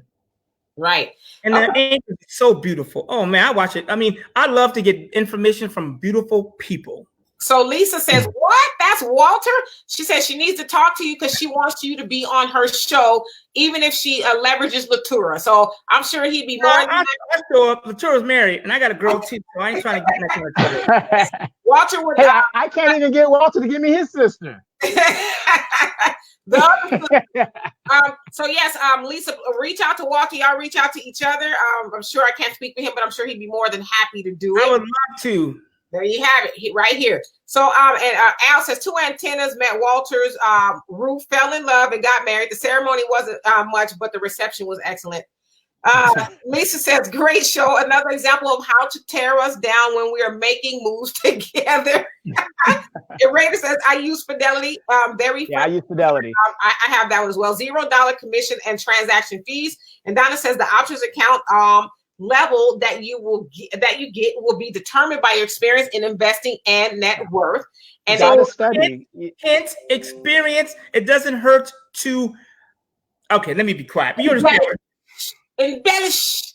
You know, like when you go and you put on your resume that you were scooping fries. You might say that I was the technician of the potato. Yes, I was the potato master. I was a plate finisher. There you go. Plate balancer.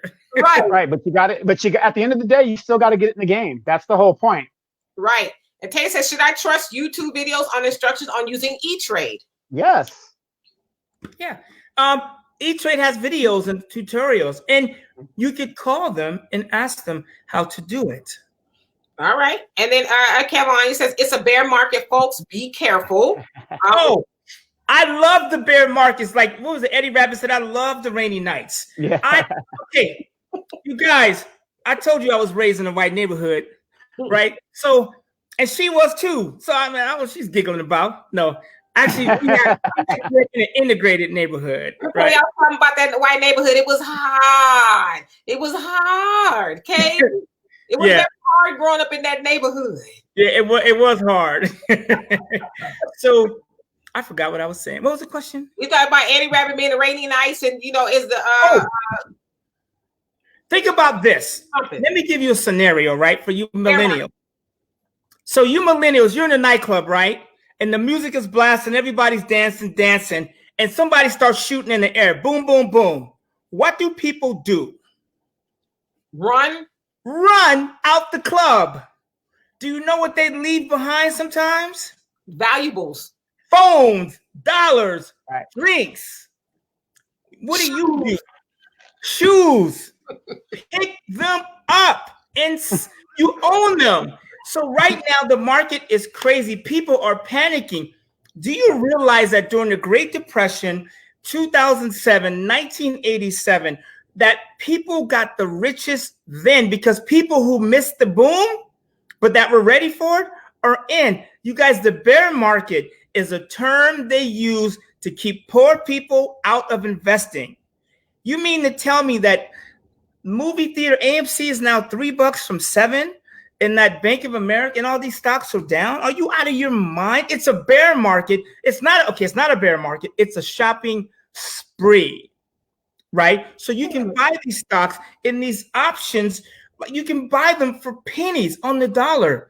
I hope the stock market, I hope it crashes to the sky. I'm sorry if you got a 401k, if you got your money in an IRA and you don't have cash and bonds and you're not well balanced, that is your fault. Because when you invest, they say keep a balanced portfolio. You keep money in cash and bonds. So when stocks get crushed, you take the stable cash and bonds and buy the stuff that's cheap. When the stuff that's cheap goes up, you rebalance and put it back in cash and bonds. It's called asset allocation. It is 91% of a portfolio's long-term return is asset allocation. It's 91% of the performance. So right now, I hope Donald Trump comes on TV butt naked and says, I got the Rona.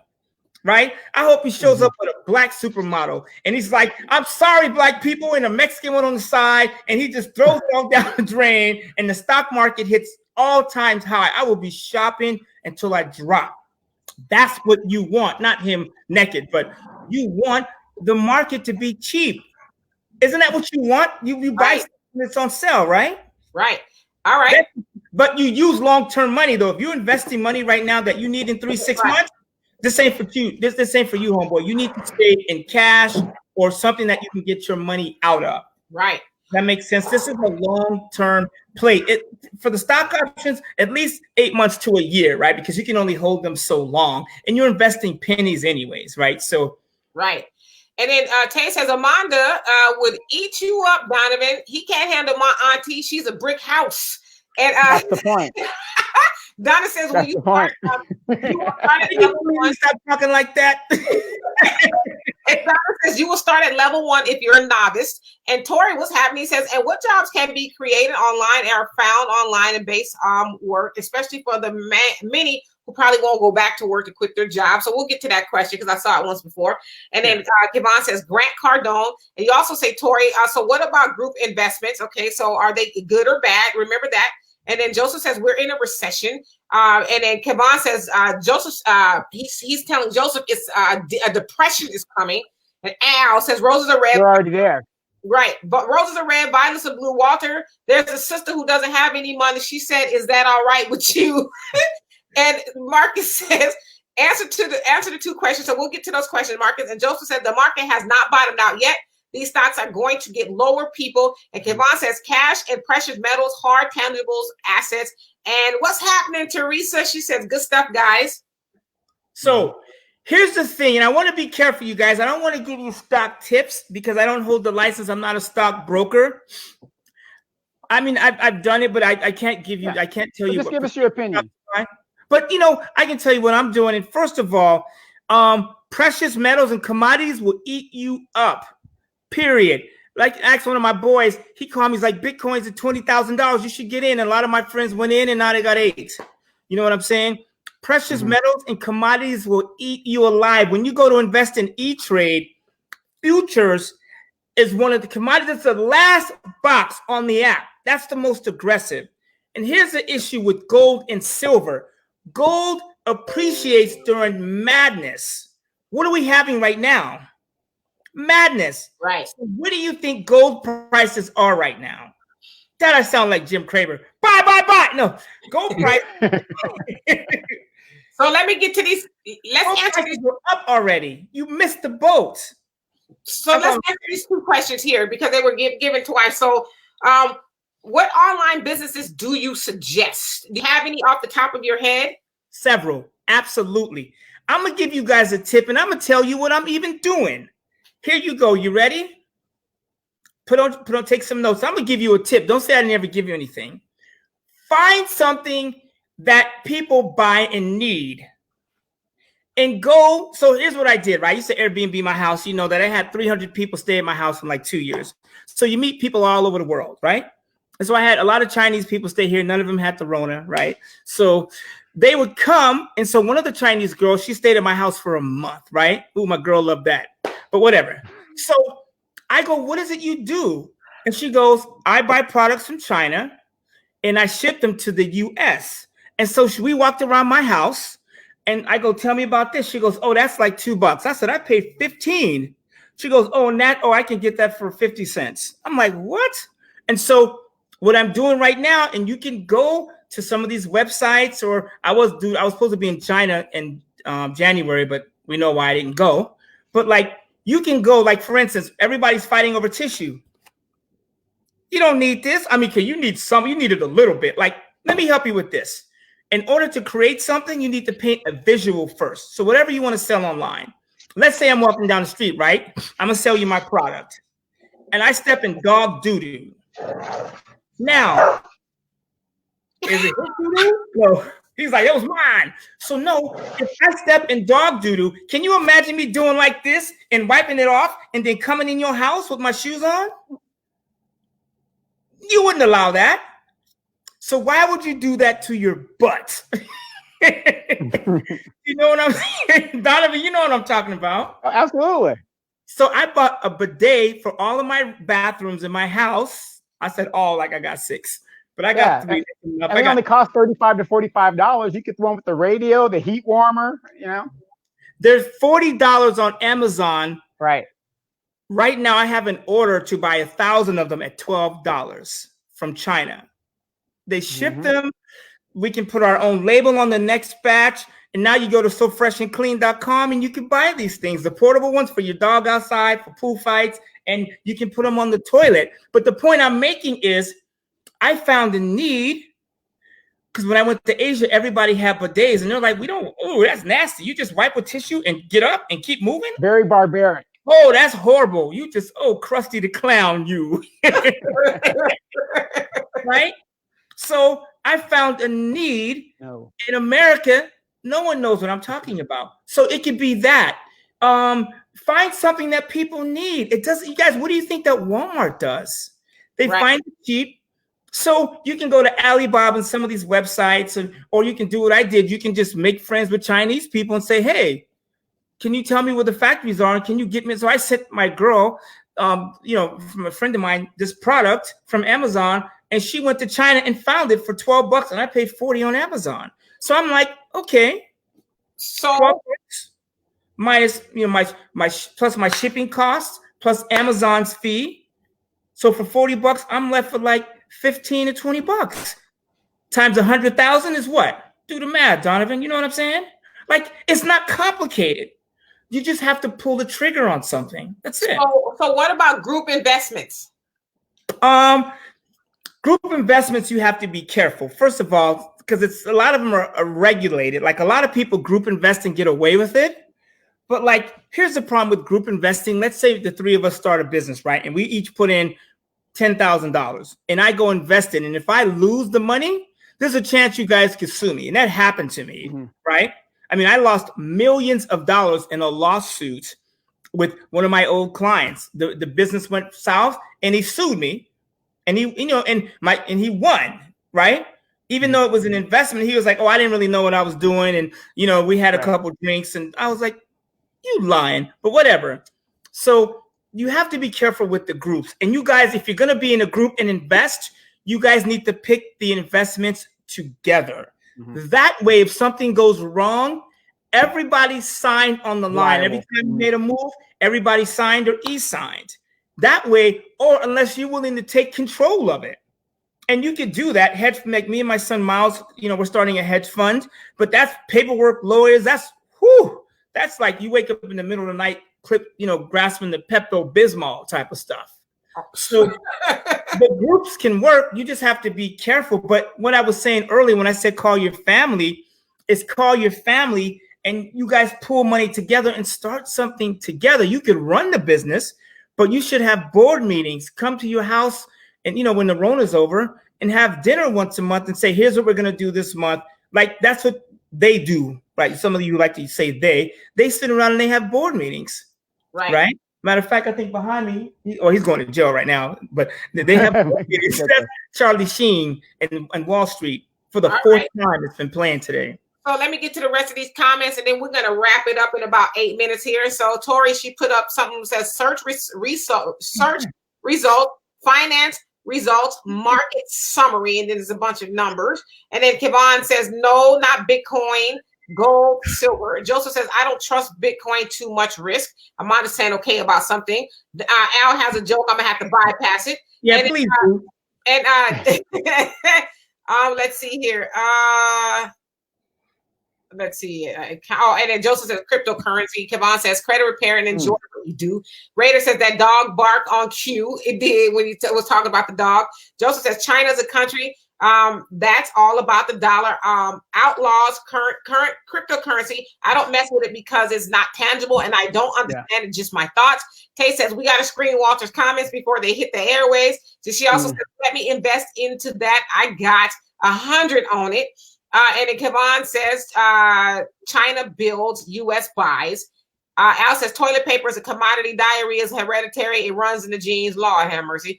Okay, not an L. Something really quick. You finna get it, Al. No, I like the jokes. I mean, sometimes they're appropriate, but I guess it's good to have humor. But maybe you could make the jokes more about the subject, right? That was kind of cool, right? I can use that for my commercial, right? I'll send you a check. Right.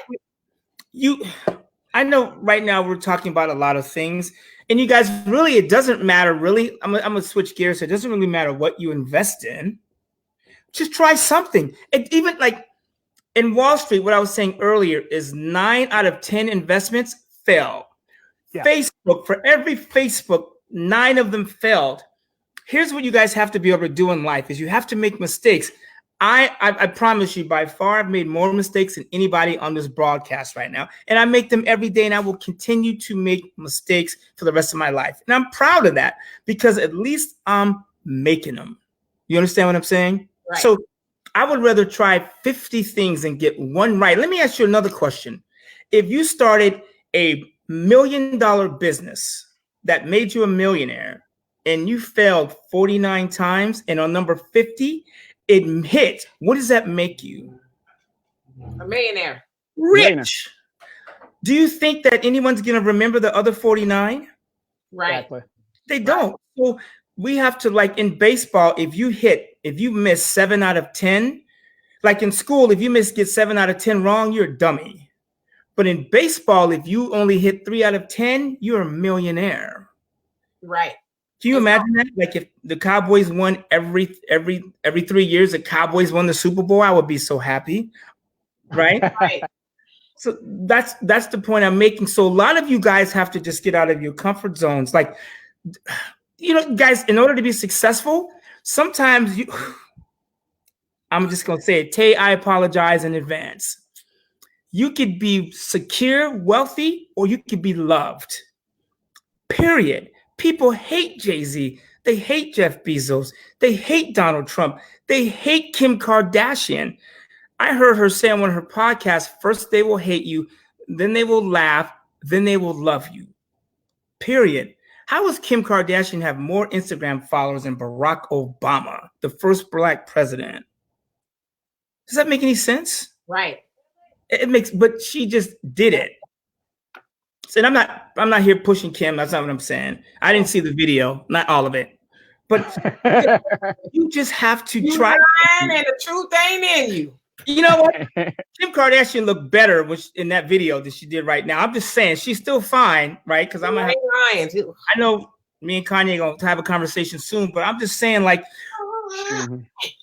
it's insane. You have to make mistakes. And if you have, like you guys, the only way you're going to learn is by you think about this. Where do you learn the most, from mistakes or from wins? Right. Right. And so let me get to the comments. And so Kevon is saying, not with an LLC, don't do, I guess, a group investment or LLC. Hey, Romel, he says, interesting. Walter says, don't forget to call your family for investments. And Kevon says, Black folks don't believe in co-ops. And then Joseph says, you can do them group investments as long as the groups are small. I have an option, but you can't get in without at least $100,000. And it also says, when grocery shopping, what's some items you all buy, name brand? And then Tay says, Mia is so happy to hear Dee's voice. Hey, baby. That's my great niece, by the way. And Arson says, again, I believe Walter wanted to warn us about a Black lady who said the market was not for Black people. And then I'll address that. I'll address that. So there are a lot of people that, and I'm just going to use it what it is. There's either ignorance or they're taking advantage of the situation. Mm-hmm. People of color are some of the most, and when I say people of color, I mean people of color. I'm not talking about yellow or pink. I'm talking about people of color are some of the most scared people. So this lady's saying that don't invest in the stock market as African-American people. It's a losing sum. Do you understand that one of the richest men in the world is Robert Smith? He owns Vista Partners. The guy that gave Morehouse paid off all the student loans. Mm-hmm. Black man. He manages stock and he does private placement for a living, right? He gives minorities and people money. Capitalist. He's a venture capitalist, and we demonize him every time we get a chance. Robert Smith, we tear him apart. He's a bad guy, and it should be the opposite. So you have to, first of all, I'm not a fan of stocks, but right now I am. Like I was saying earlier, I didn't really own stocks before this, but I just noticed that they were so cheap. Like there's a lot of us on this podcast who are going to open up your E-Trade accounts. You're going to get your life together. You're going to go to cornucopia.com on Monday. You're going to join my membership, right? You got to plug or so fresh and clean, get my bidets, right? It don't matter, right? I also betterbrand.com, right? My girl gave me that. She said in the middle of the night, I bought it, right? It don't really matter.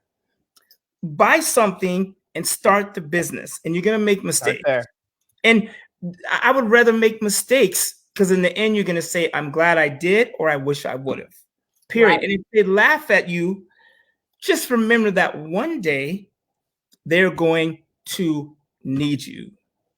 And I will say that is true, you know, as far as just getting started, because, you know, I'm one of those people, I have a million ideas. Everybody, my brother tell you, I probably call him every other week. Every other day, D calls me with an idea, but I pull the trigger on a lot of those things. So I'm like, and I have a thought out and I'm like, I'm not going to do it because I'm not passionate about it, but I think somebody should do it. But I did learn from him to, you know, like up until 6 months ago, I didn't even own my own name as far as Demetra K. And he's like, do you own your name? You know, as far as, you know, or what do you say? GoDaddy or whatever. I said, no. He says, well, if you don't get it, I'm going to get it. I'm like. And I went to buy it too. Demetra, her name was available on GoDaddy. So I bought D Culture, DEE. Culture, I own it. It's on my GoDaddy account. I own Demetra K, but the point that I'm making is a lot of things that I actually own a lot of stuff too. I just haven't developed them yet. One of them is Fine on a Dime. I've had it for years. Dude, stop right there. Fine on the Dime is off the hook. I went to buy that too. It was already gone. But that is probably one of the best ideas I've heard is fineonthedime.com. Like, you can look good for cheap. You don't have to have name brand. You just need to be clean. If I get out the car and might have a $2 white shirt on, but it's clean, and I have on jeans and they're I was going to say creased. What up, cuz? But if they're clean, rich people, successful people don't care what the brand is. That's poor people stuff. Right. Exactly. Right. So you don't have to have name brand. You just need to be clean. Fine on the Dime is off the hook. Tay, that's what me and you could do. We could get Fine on the Dime cracking. I'd like that. Walter, Tay talked about them chicken sandwiches. What did I call you about a couple weeks ago? Oh, I was so mad because me and Miles, we went to D called me about what seemed like the dumbest idea in the world. Chicken drumsticks wrapped in bread. And I was like, oh, she done lost her mind. But let me tell you, we went to Dallas, Texas for a house I just bought from my cousin. And we saw, I was so sad, a chicken drumstick wrapped in a piece of bread and a waffle wrapped around a piece of chicken. That's why I said I'll never laugh at someone's idea again. It's a dumb idea, but so is the Chia Pet and the Pet Rock, but both of them are rich. Exactly. Like you guys understand what I'm saying?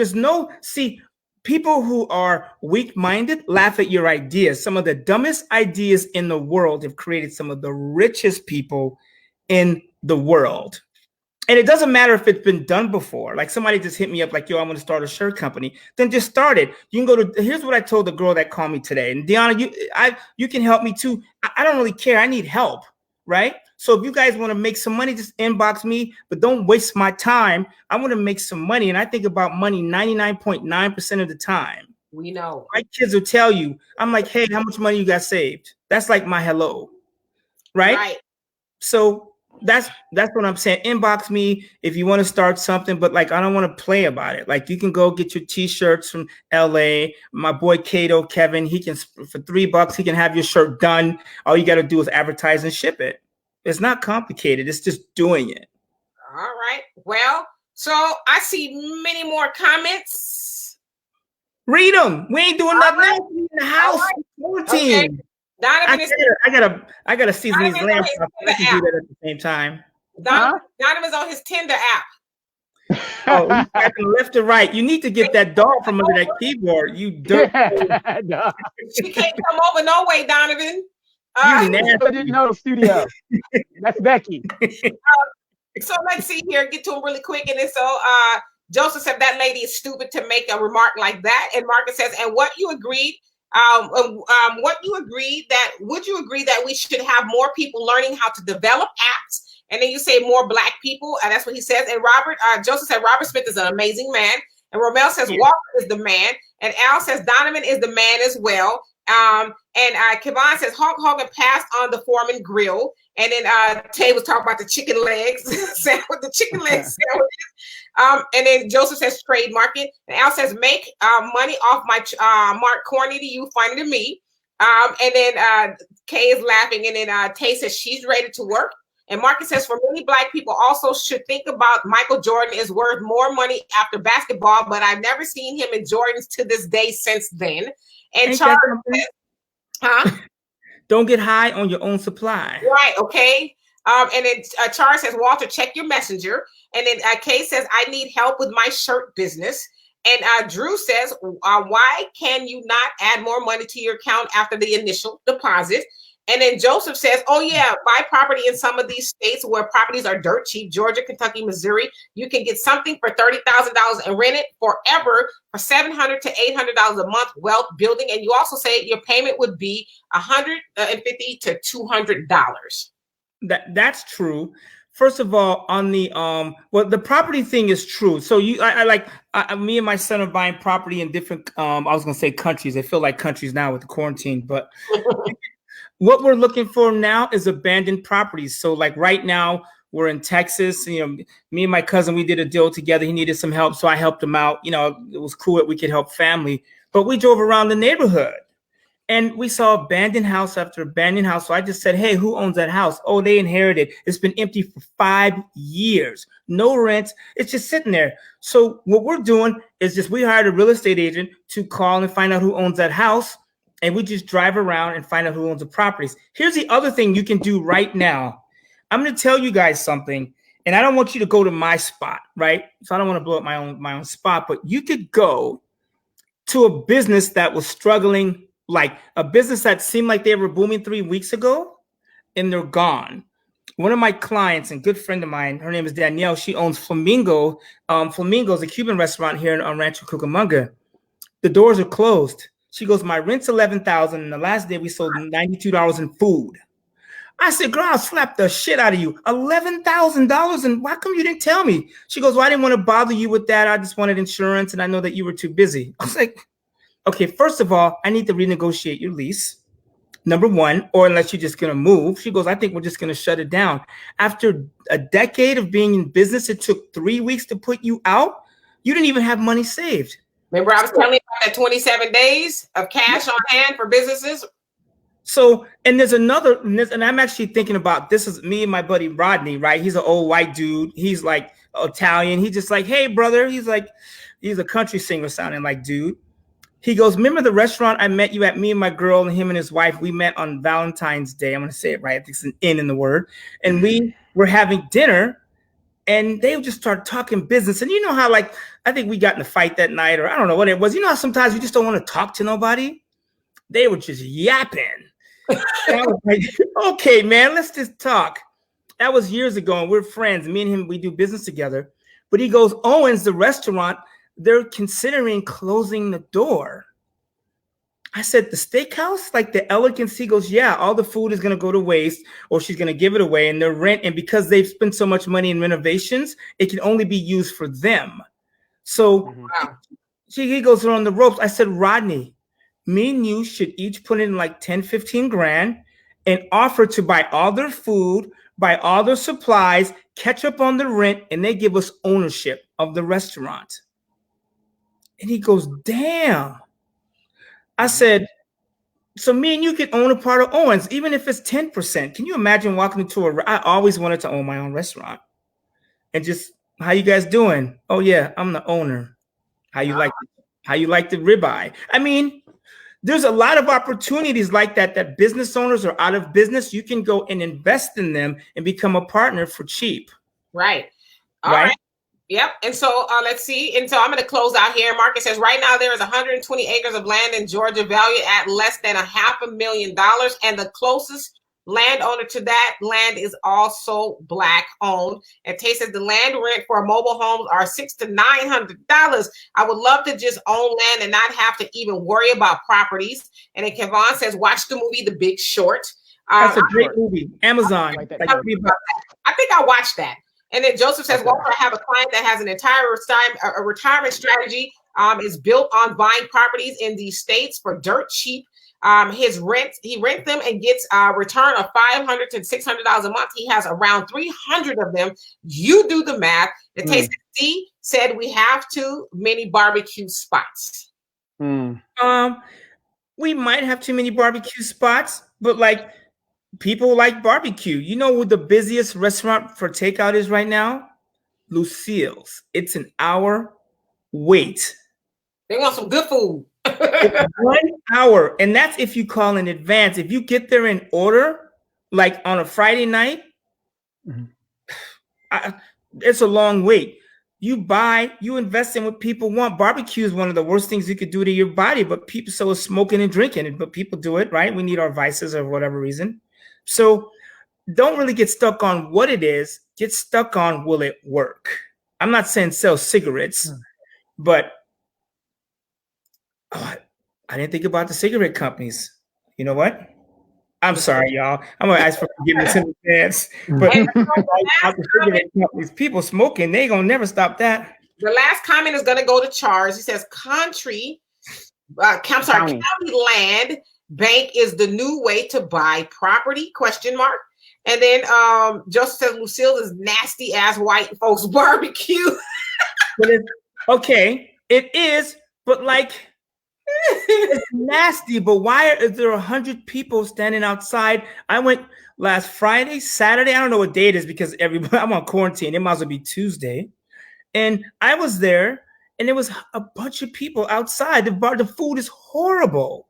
Just bring your own it's horrible. hot sauce and salt and pepper. You'll be fine. Some lemon pepper. You'll be okay. But people like it. And do you know who was in line more than anybody? White people. And they love it. They like black people. You guys know what seasoning is. Huh? They don't know what seasoning is. Well, but here's the thing though. You guys, as a person of color, it doesn't really matter what color you are, right? Because we're all mixed. Just find something that works. And I know like we have the racist black, white, and Donald Trump hasn't made it easier to be racially friendly to each other. Right? But like hip hop is popular, but if you're honest, who made it pop? Think about it. If you go to a Lil Wayne concert, it's all white women in the front row. I wouldn't have saw it if I didn't believe it, right? Now, we made it pop, but like when you have other people join your movement, it could get bigger. The problem is, and that's why I love Dr. Dre, because him and Jay-Z, regardless of what you think about him in the NFL, they really set Kanye West too. He's nuts, but like those three brothers, they own their stuff and they're billionaires based on like these are guys that started from the street. You know what I'm saying? But they own their own thing, and Dre's getting paid off Eminem, and I love that. But Eminem helped hip hop cross over the rainbow. You know what I'm saying? I mean, you can look at me sideways, but like. Why do we know who Kesha is? Seriously? Or I don't know who that is. These people singing our stuff. Catch me outside. Is that what that is? Deanna said no. TikTok don't stop. That's Scott Storch on the beat, but he put a white chick up front. We need to spin around, and we need to all start sharing this money. Why I'm gonna have to stop you, brother. We're not ever gonna give no white people no credit for hip hop. Now, that's not what I'm saying. I'm saying. We as a human race from the Def Jam, okay, he might have a little something to do with it. Are you talking about Rick Rubin? Yeah, Rick Rubin. So anyway, let's go ahead and wrap it up here because we could be on here forever. Walter's not on quarantine. He's in a stay-at-home order like the rest of us. Donna says Luke still does not have any competition. And so anyway, you guys, we are going to get out of here. Thank you so much for joining us. We don't have anything to go do, but anyway. Yeah, you do. Go to cornucopia.com on Monday and join my membership. There you have it. And feel fresh and clean and buy my bidets. Right. Okay. So anyway, you guys, thank you so much. Also, the most successful investor other than Demetra was Pharaoh's daughter. She went to the Nile Bank and floated on a profit. So anyway. Anyway, you guys, We will see you guys later. We'll be back here Friday. Walter, you're welcome to join us if you like, if you don't have anything else to do. And if you didn't get any notes from the show, you weren't able to take any notes, you're going to just go to the YouTube channel, Demetra K, Donovan Sadiq, News from the Edgemont. I'm going to archive all of these shows are archived on those YouTube channels. Like, share, and there it is. All right. So thank you so much, Donovan. Thank you, Walter. And thank you, Marcus, for everything that you do. We'll see you guys on Friday. Peace. Peace out, guys. Stay in the house. Right. Stay your ass at home.